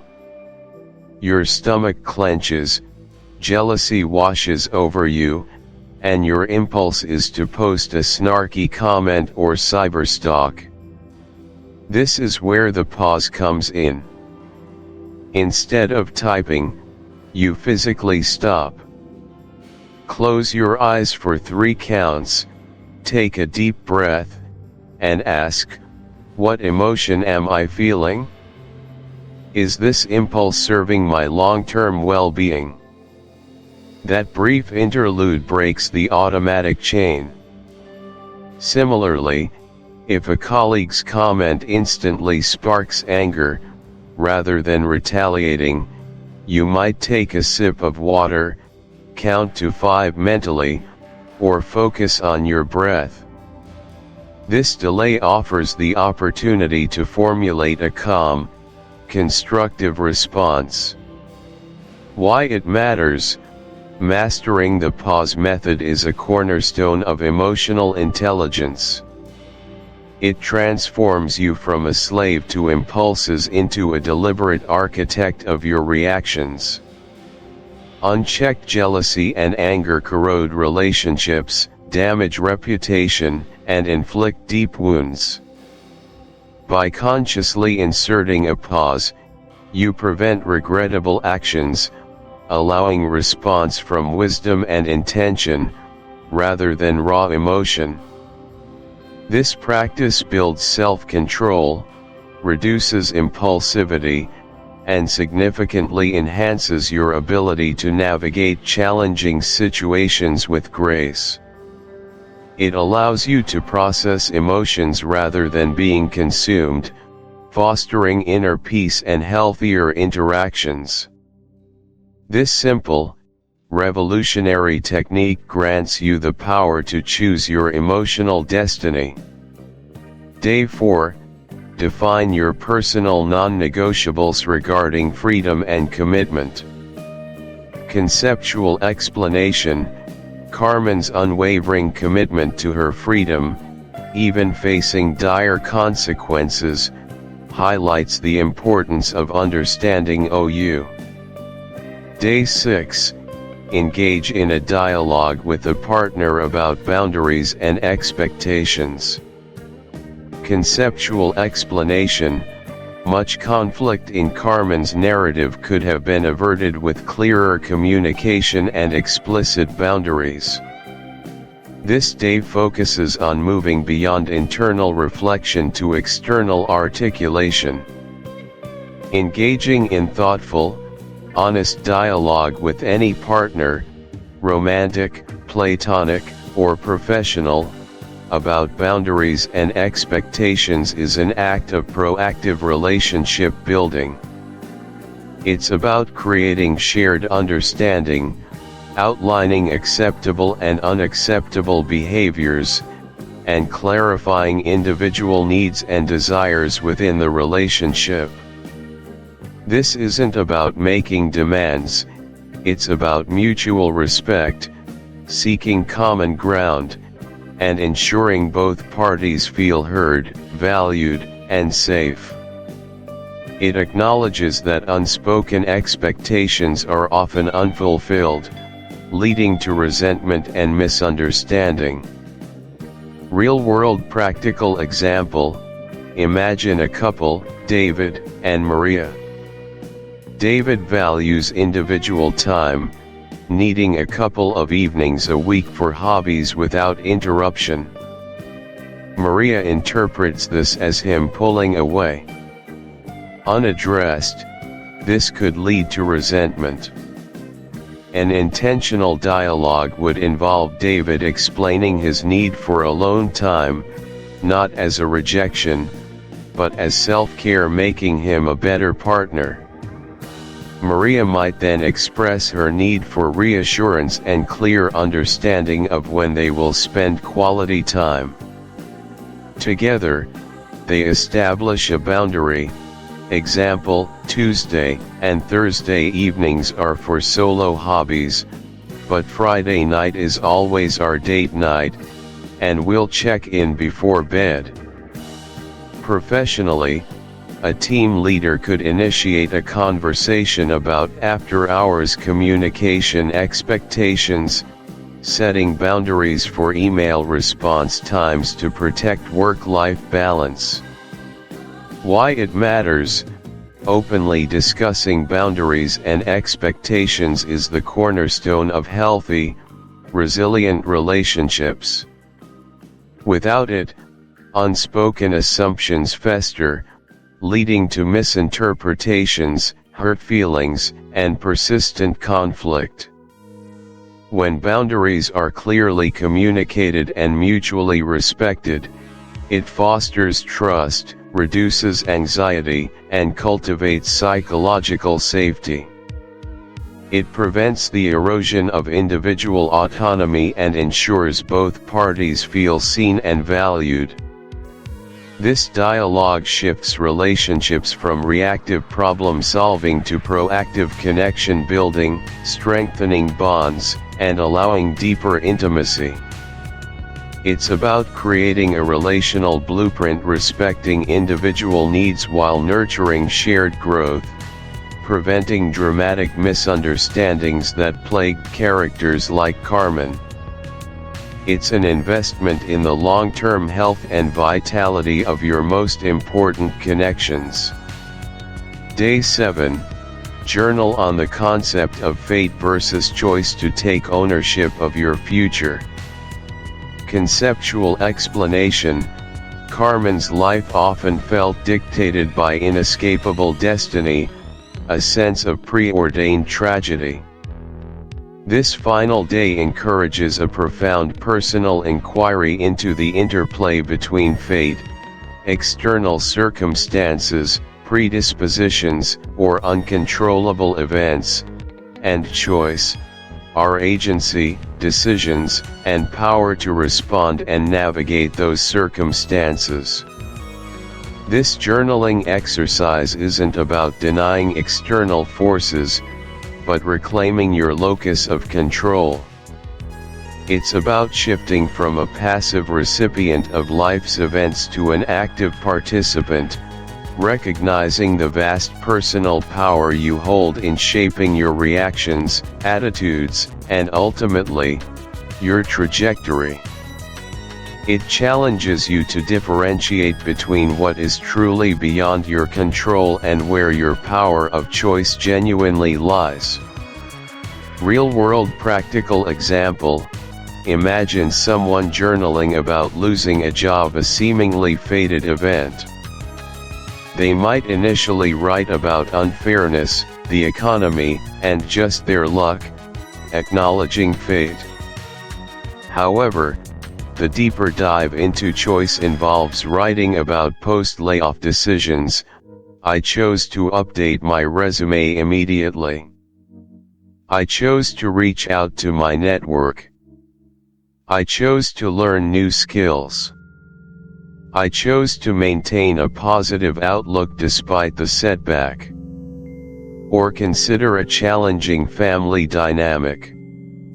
While you can't choose your family fate, you can choose how you engage, what boundaries you The tragedy of possessiveness.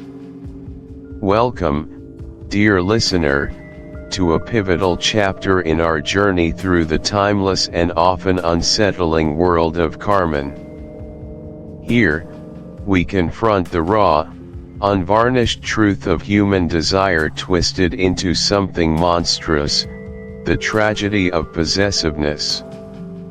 This isn't just a story about love, or even about lust. It is an unflinching mirror held up to the darkest corners of the human heart, where attachment curdles into obsession, and freedom is met with an unforgivable demand for ownership. It's a narrative that compels us to examine not only the characters on the page, but also the societal forces and personal weaknesses that can transform passion into an inferno of destruction. Prepare yourself, because what we uncover here is as relevant today as it was in the salons and taverns of 19th century Spain.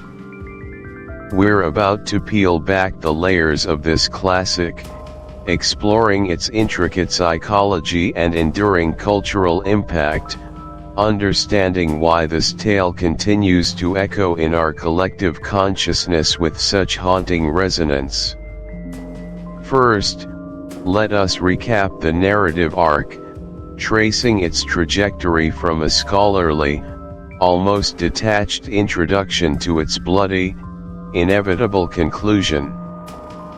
Prosper Mérimée, the author, frames his novella not as a simple romance, but as an ethnographic account, purporting to detail a fascinating encounter with a bandit and, later, a beautiful Romany woman.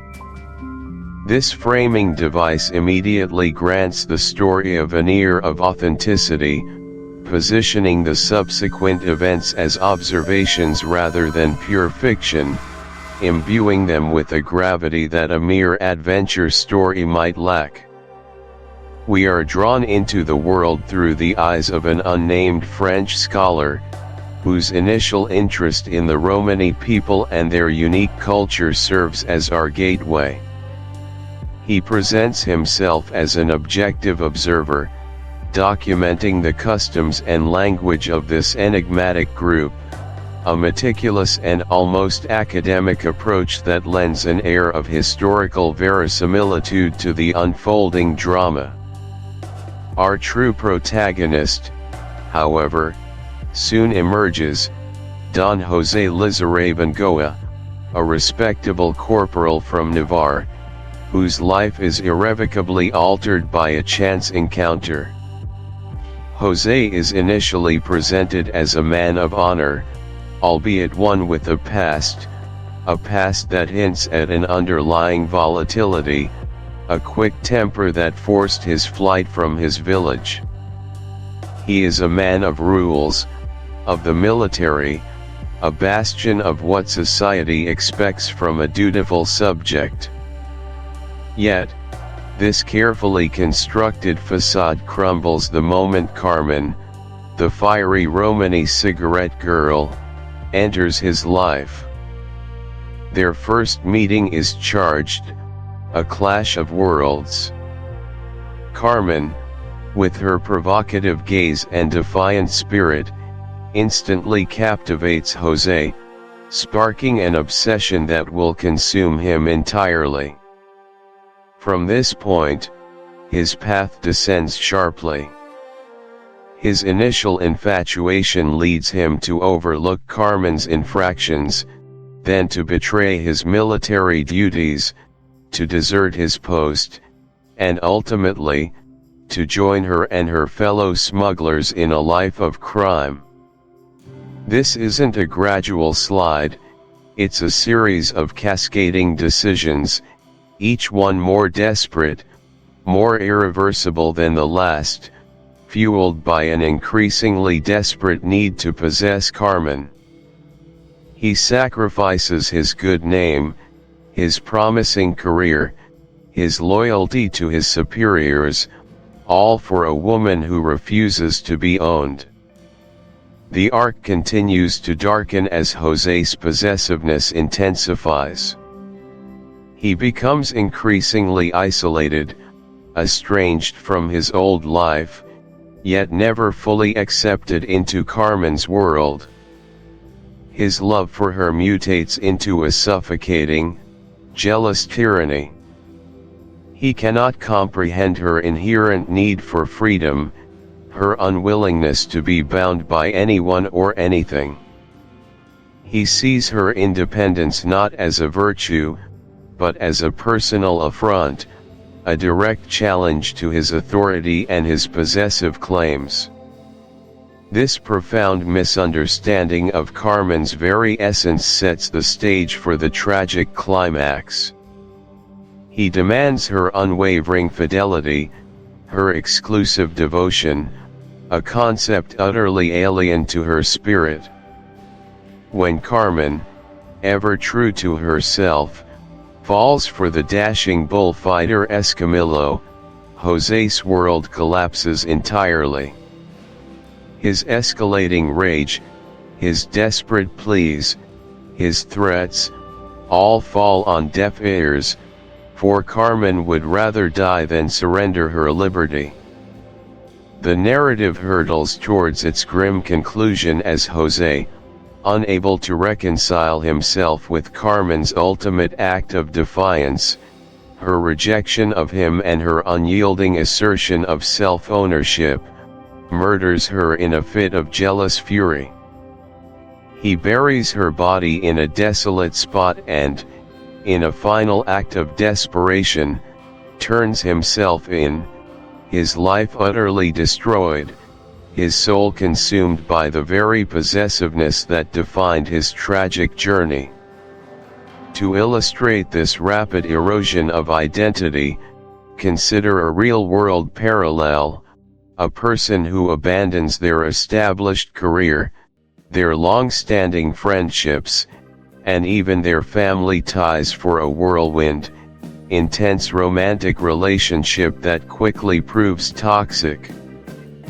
Perhaps they were a respected professional, but under the influence of an all-consuming infatuation, they start making reckless financial decisions, alienate those who care about them, and compromise their moral integrity, all in a desperate, often futile, attempt to hold onto a partner who may be manipulative or simply incompatible. This isn't about healthy compromise in a relationship, it's about a complete self-abnegation, a sacrifice of one's core self and all that defined them prior to the relationship. The external world shrinks, and the partner becomes the entire universe, an object of desperate focus, even when that focus becomes self-destructive. Why it matters: this narrative arc serves as a chilling cautionary tale about the perils of unchecked passion and the catastrophic consequences when an individual allows themselves to be utterly consumed by another. It highlights how quickly a person can lose their moral compass, their sense of self, and their place in the world when their emotional well-being becomes solely dependent on the actions and affections of another. It's a profound exploration of dependency, showing us how the very structure of one's identity can unravel under the relentless pressure of an unrequited, or rather, an improperly channeled, love. The story forces us to confront the vulnerability of the human psyche when faced with intense emotional upheaval, demonstrating how a seemingly strong individual can become utterly lost in the labyrinth of their own desires, ultimately leading to a complete and irreversible self-destruction.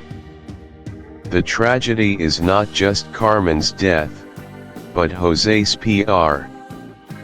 For a practical example, consider a contemporary artist or musician who refuses to compromise their unique artistic vision for the sake of commercial success. They might turn down lucrative contracts that would require them to alter their style, collaborate with people they don't respect, or conform to popular trends. They value their creative integrity and personal expression above financial gain or widespread popularity. Even if it means living a more difficult life, struggling to make ends meet, or being misunderstood by the mainstream, they choose to remain true to their art and their authentic self. They might face criticism for being unrealistic or difficult, but they steadfastly uphold their artistic autonomy, embodying a fierce, uncompromising spirit that mirrors Carmen's refusal to be creatively or personally constrained. They know that once they surrender their vision, they surrender a part of their soul, and that, for them, is a fate worse than any hardship. Why it matters? Carmen's character is crucial because she challenges deeply ingrained patriarchal assumptions about female agency and autonomy. She forces us to question what virtue truly means when it comes at the cost of one's very essence. Her refusal to be owned, to be tamed, or to conform to societal expectations of a good woman makes her a powerful, albeit controversial, icon of individual liberty. Her story compels us to recognize the universal human desire for freedom and the profound tragedy that occurs when that freedom is violently suppressed. Carmen's defiance, even in the face of death, resonates as a testament to the unyielding spirit of self-determination. She is not a villain, she is a victim of a possessive mindset that cannot tolerate independence in women. Her narrative deepens our understanding of the societal cost of denying individuals their fundamental right to self-ownership and reminds us that true love respects, rather than seeks to crush, the other's distinct identity. Her enduring legacy is a powerful call for personal sovereignty, a reminder that some spirits would rather break than bend. Finally, let us delve into the cultural and anthropological context provided by Merimee regarding the Romani people, which is integral to understanding the broader themes of the novella.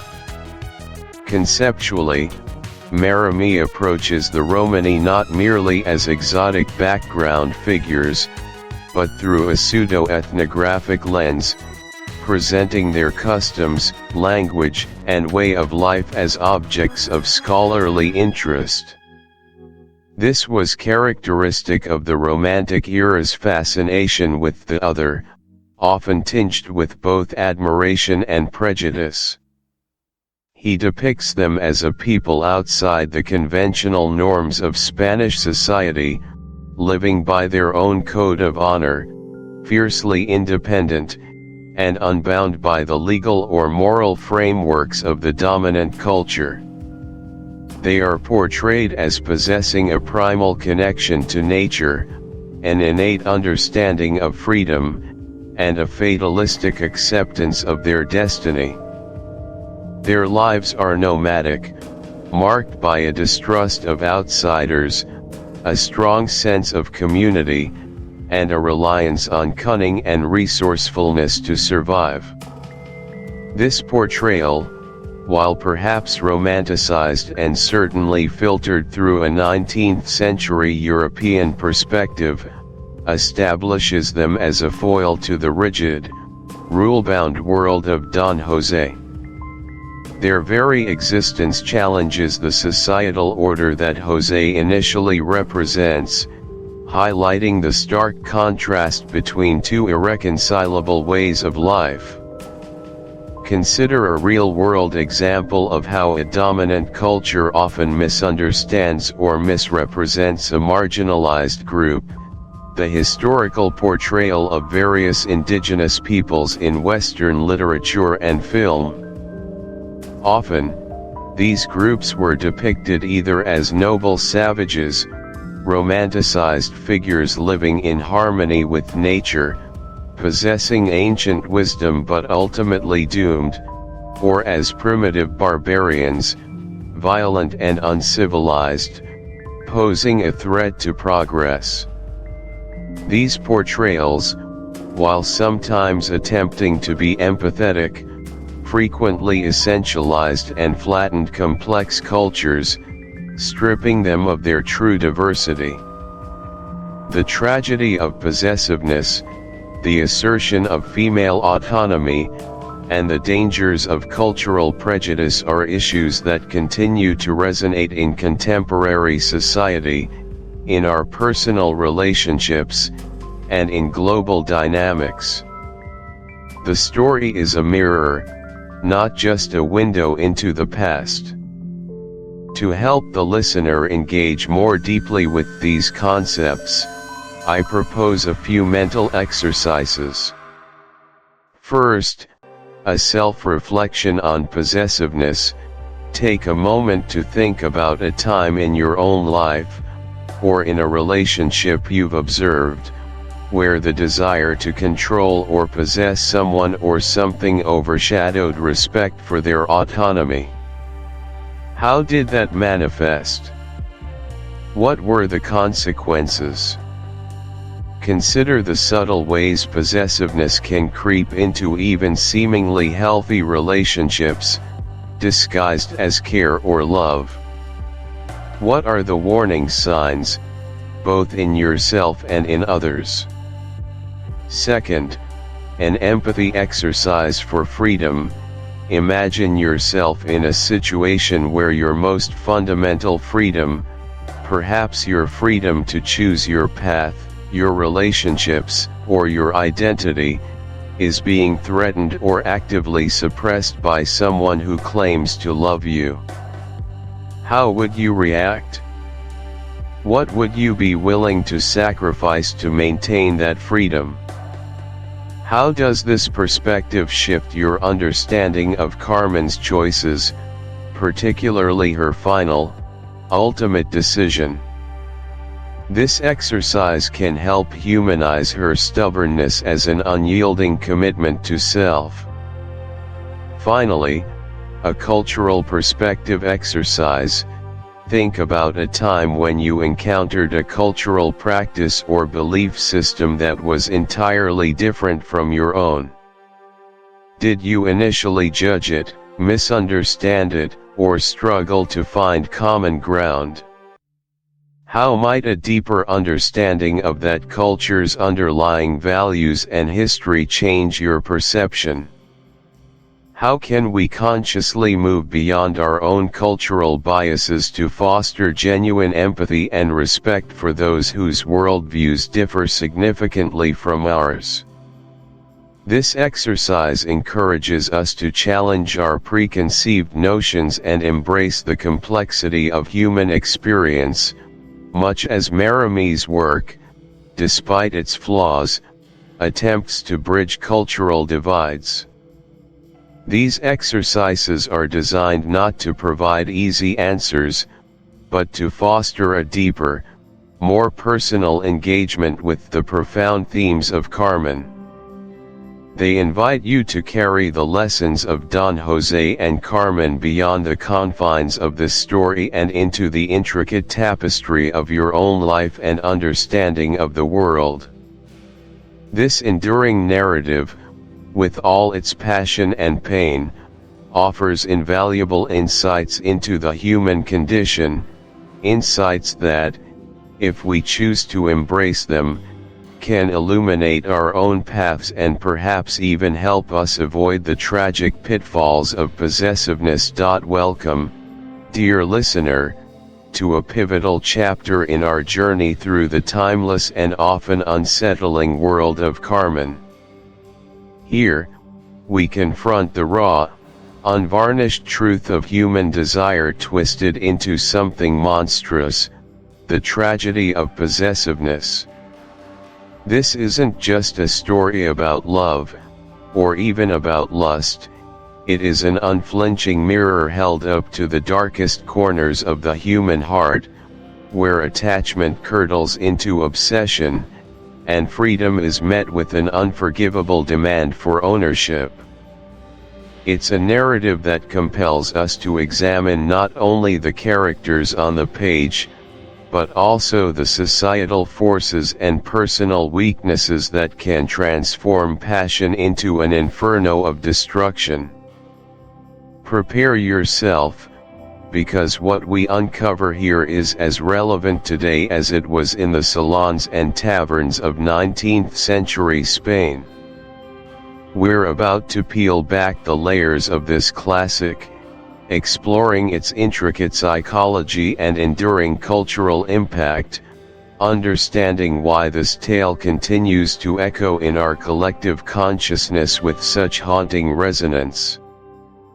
First, let us recap the narrative arc, tracing its trajectory from a scholarly, almost detached introduction to its bloody, inevitable conclusion.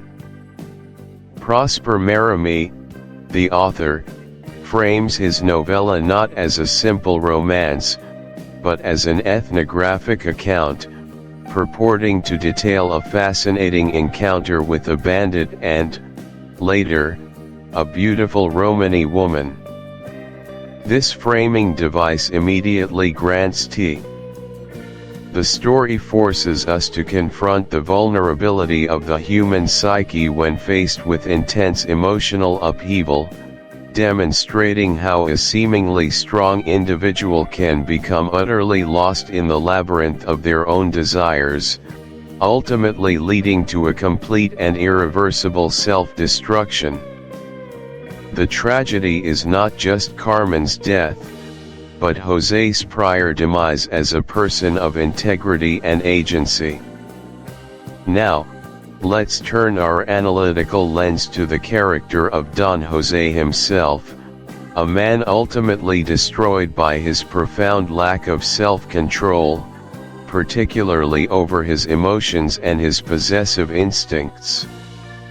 Conceptually, José begins as a man caught between two worlds, the strict, regulated life of a soldier and the passionate, untamed allure of Carmen's Romany world. His inner conflict is palpable. He harbors a deeply ingrained sense of honor, a traditional Spanish masculinity that demands respect and control, yet he is also acutely aware of his own impulsive nature, a fiery temperament that has caused him trouble before. When he encounters Carmen, his suppressed desires and insecurities are ignited. His love for her is not a healthy, reciprocal affection, but rather a desperate craving for possession, a need to mold her into his ideal of a wife, a woman who would be exclusively his. He views her as an object to be claimed, a prize to be won, rather than an autonomous individual with her own will and desires. This inability to perceive Carmen as a free agent is his fatal flaw. He cannot fathom a love that does not involve absolute ownership, and this possessiveness slowly but surely eats away at his moral compass, his rationality, and ultimately, his sanity. In a practical, real-world example, consider someone who experiences a breakup, but instead of processing their emotions and moving forward, they obsessively stalk their ex-partner.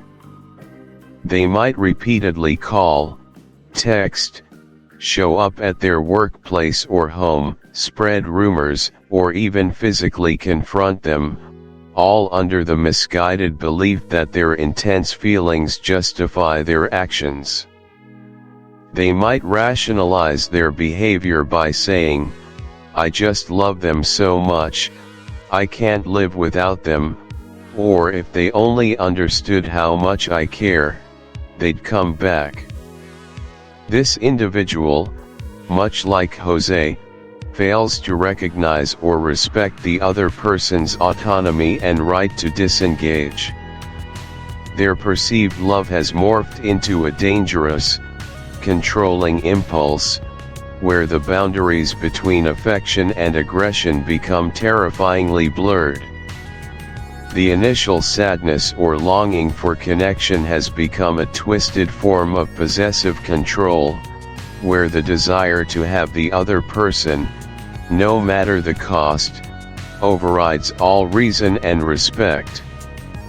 Why it matters? Jose's character is a stark warning about the insidious nature of possessiveness and its potential to completely deform an individual. It serves as a profound psychological study of how unchecked desires can corrode a person's identity, transforming a seemingly respectable man into a murderer. His story highlights the dangers of traditional masculine ideals that often equate love with ownership and control, teaching us that true affection cannot exist where respect for another's autonomy is absent. It compels us to reflect on the societal pressures that can fuel such possessive tendencies, and the vital importance of self-awareness and emotional regulation. Jose's tragedy isn't merely about an individual's downfall, it's a commentary on how a failure to confront one's inner demons, particularly those rooted in insecurity and the desire for absolute control, can lead to the destruction of not only oneself but also others. His journey forces us to acknowledge the dark undercurrents of human passion and the critical need for personal accountability in managing our most intense emotions. Let's now shift our focus to the luminous and defiant figure of Carmen, a character frequently misunderstood, often labeled a villain, but who, upon closer inspection, stands as an uncompromising symbol of liberty. Conceptually, Carmen embodies absolute freedom, a self-possessed woman who lives.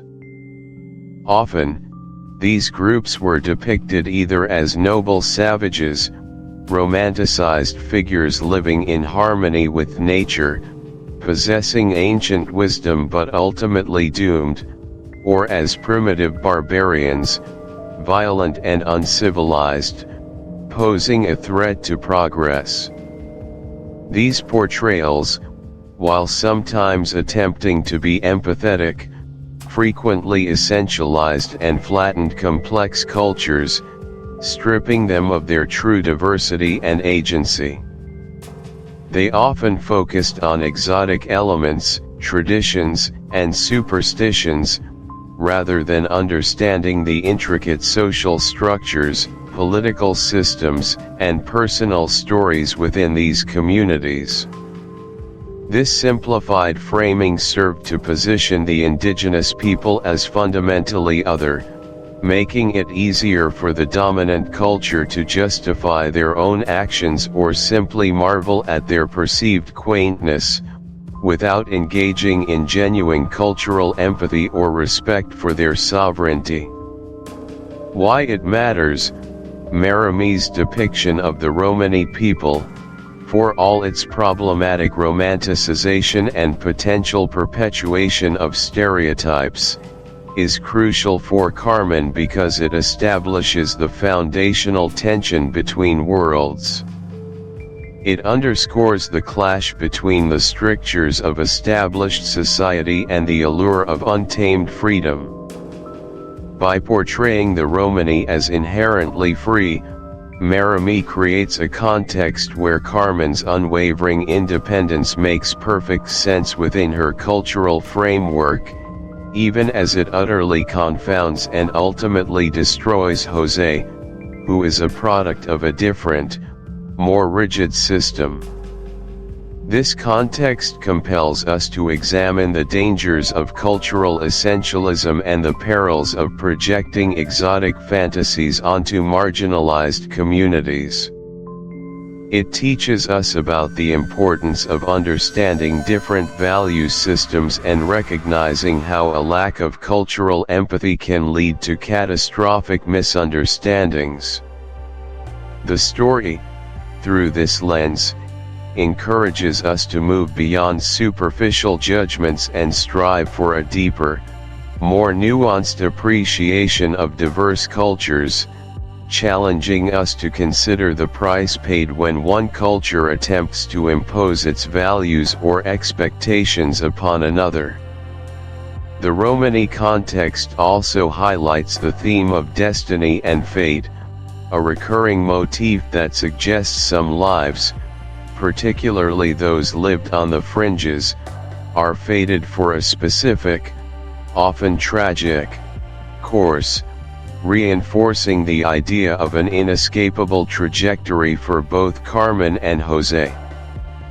As we wrap up this deep dive into the tragedy of possessiveness, it's worth considering some common mistakes listeners, readers, and even critics often make when engaging with Carmen. One of the most prevalent is the mischaracterization of Carmen as a femme fatale, a manipulative temptress solely responsible for Don Jose's downfall. This interpretation is dangerously simplistic and entirely misses the nuanced interplay of characters and societal forces at play. Carmen, as we've explored, is not malicious, she is fiercely independent. She is honest about her nature and her transient affections. To blame her for Jose's choices is to strip him of his own agency and moral responsibility. He makes conscious decisions, from deserting his post to committing murder, driven by his own possessiveness, not by Carmen's alleged manipulation.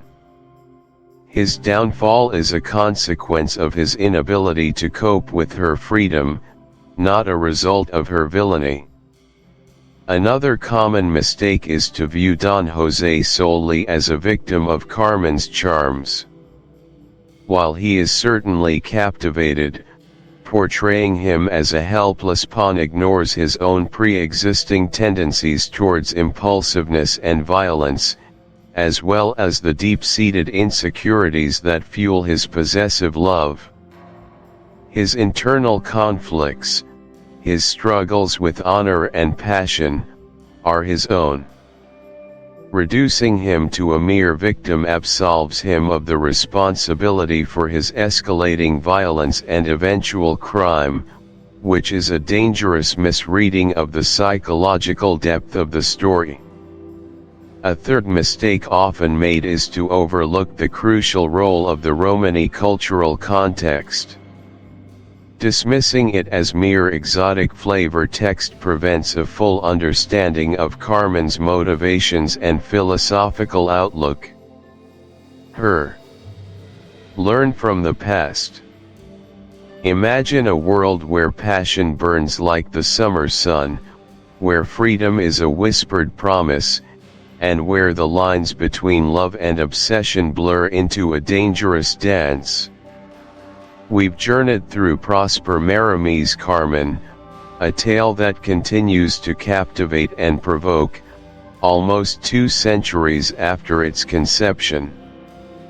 This isn't just a story of a fiery gypsy and a disillusioned soldier, it's a mirror reflecting timeless human struggles, a crucible in which our own understanding of liberty, desire, and fate is tested. As we conclude this deep dive, it's crucial to not merely admire the artistry of Carmen but to extract its profound lessons, to allow its echoes to resonate within our modern consciousness. The past, after all, isn't truly past until we have learned from it. So, let's turn our gaze inward, and then outward, applying the wisdom gleaned from this classic narrative to our present moment. First, let's invite you to reflect deeply on your own definitions of freedom and love. Carmen is a searing exploration of what it means to be truly free, and how that freedom collides with the intricate, often possessive, nature of love. Carmen embodies an uncompromising, untamed spirit, demanding absolute autonomy, even in her affections. Don José represents a more conventional, possessive ideal of love, seeking to control, to claim, to domesticate.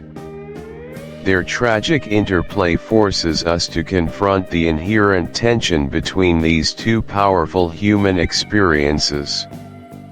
We are asked to consider, can love truly flourish without absolute freedom, and can freedom truly exist if it means denying powerful bonds of affection? It's a delicate balance, an eternal question. Merimie's genius lies in presenting this dichotomy not as an academic exercise, but as a visceral, heartbreaking reality. The novella doesn't offer easy answers, instead, it compels us to wrestle with the complexities, looking beyond simplistic definitions into the raw, often contradictory, core of human relationships. Think about modern relationships, romantic or otherwise. How often do we encounter situations where one person's desire for independence clashes with another's need for security or closeness? Consider a couple where one partner cherishes solitude and personal pursuits, while the other desires constant companionship and shared activities. This isn't a flaw, it's a fundamental difference in their approach to freedom within a bond. Or perhaps a friendship where one friend feels stifled by the expectations of the other, who might interpret a need for space as a rejection. The struggle to reconcile personal liberty with the demands of connection is a daily challenge. Even in professional settings, the desire for creative autonomy can conflict with collaborative teamwork or adherence to protocols. These aren't just abstract concepts, they are lived experiences, playing out in countless ways every day. Carmen and Don José's story, amplified to its extreme conclusion, serves as a powerful allegory for these common human dilemmas. Understanding your own definitions of freedom and love, and how those definitions might differ from others, is foundational for building healthy relationships. Without this self-awareness, we risk imposing expectations, leading to resentment, misunderstanding, and breakdown. When Don José tries to cage Carmen's spirit, he destroys their relationship, and ultimately, her and himself. This tragic outcome underscores the vital importance of empathy and respect for individual autonomy within any loving bond. True connection thrives on mutual understanding, not subjugation. Mistaking possession for affection is a pathway to unhappiness. Our capacity to grant freedom to those we love measures the maturity and depth of our own affection. Reflecting on these themes from Carmen offers a unique opportunity to examine our own biases, insecurities, and ideals regarding these fundamental aspects of the human experience. This introspection isn't just about avoiding romantic tragedies, it's about fostering more fulfilling and respectful interactions, allowing ourselves and others to flourish authentically. Love, in its purest form, should expand us, not diminish us. True freedom encompasses the liberty to choose, even if it leads to pain for another, if it is true to oneself. Next, we encourage you to download the companion PDF for a deeper dive into the historical context of 1830s Spain. To truly grasp Carmen, we must immerse ourselves in the vibrant, complex tapestry of 1830s Spain. Mérimy's portrayal, while filtered through a French romantic lens, is deeply rooted in the socio-political realities and cultural idiosyncrasies of the era. Understanding the rigid class structures, the pervasive influence of the Catholic Church, distinct regional identity. Perhaps a fellow literature enthusiast is searching for their next deep dive, or a student needs a comprehensive guide to a classic text. Your 5-star rating and a comment like, "The historical context was illuminating," or "The narrator's insights truly brought the characters to life," provides tangible, practical guidance. It helps them filter through countless options, assuring them that this audiobook offers the quality and depth they seek. This isn't just about algorithms, it's about human connection, one listener helping another discover something truly enriching. Your engagement matters profoundly, far beyond a simple numerical score. First, it directly impacts the visibility of the audiobook. Platforms often prioritize content with higher ratings and more reviews, making it easier for new listeners to find this resource. More visibility means more people can benefit from these deep dives, expanding their understanding. Second, your feedback serves as invaluable constructive criticism for the creators. Knowing which parts resonated most, or where there might be opportunities for refinement, helps us craft even better content in the future. It's a continuous feedback loop that fosters improvement and ensures future productions meet high standards. Third, by rating and reviewing, you contribute to a culture of appreciation for thoughtful, educational content. In an age of fleeting attention spans, engaging deeply with complex narratives like Carmen and sharing your experience reinforces the value of intellectual curiosity and artistic exploration. It matters because it supports the continued creation of rich, analytical, and engaging content, ensuring that the legacy of works like Carmen continues to be explored and understood, fostering a community that cherishes the depth and insight classic literature offers. Finally, allow us to suggest the next title in our Tragic Romances series. Our journey through Carmen has shown us the raw, often devastating power of tragic romance. These stories, far from being mere tales of woe, serve as profound cautionary fables, illuminating the perils of unchecked passion, societal constraints, and the destructive interplay of human desires. The Tragic Romances series unearths these timeless narratives, dissecting their psychological depths, cultural implications, and enduring relevance. Each title offers a unique lens through which to examine universal themes of love, loss, fate, and the human condition, inviting you to explore the darker, more complex facets of human connection.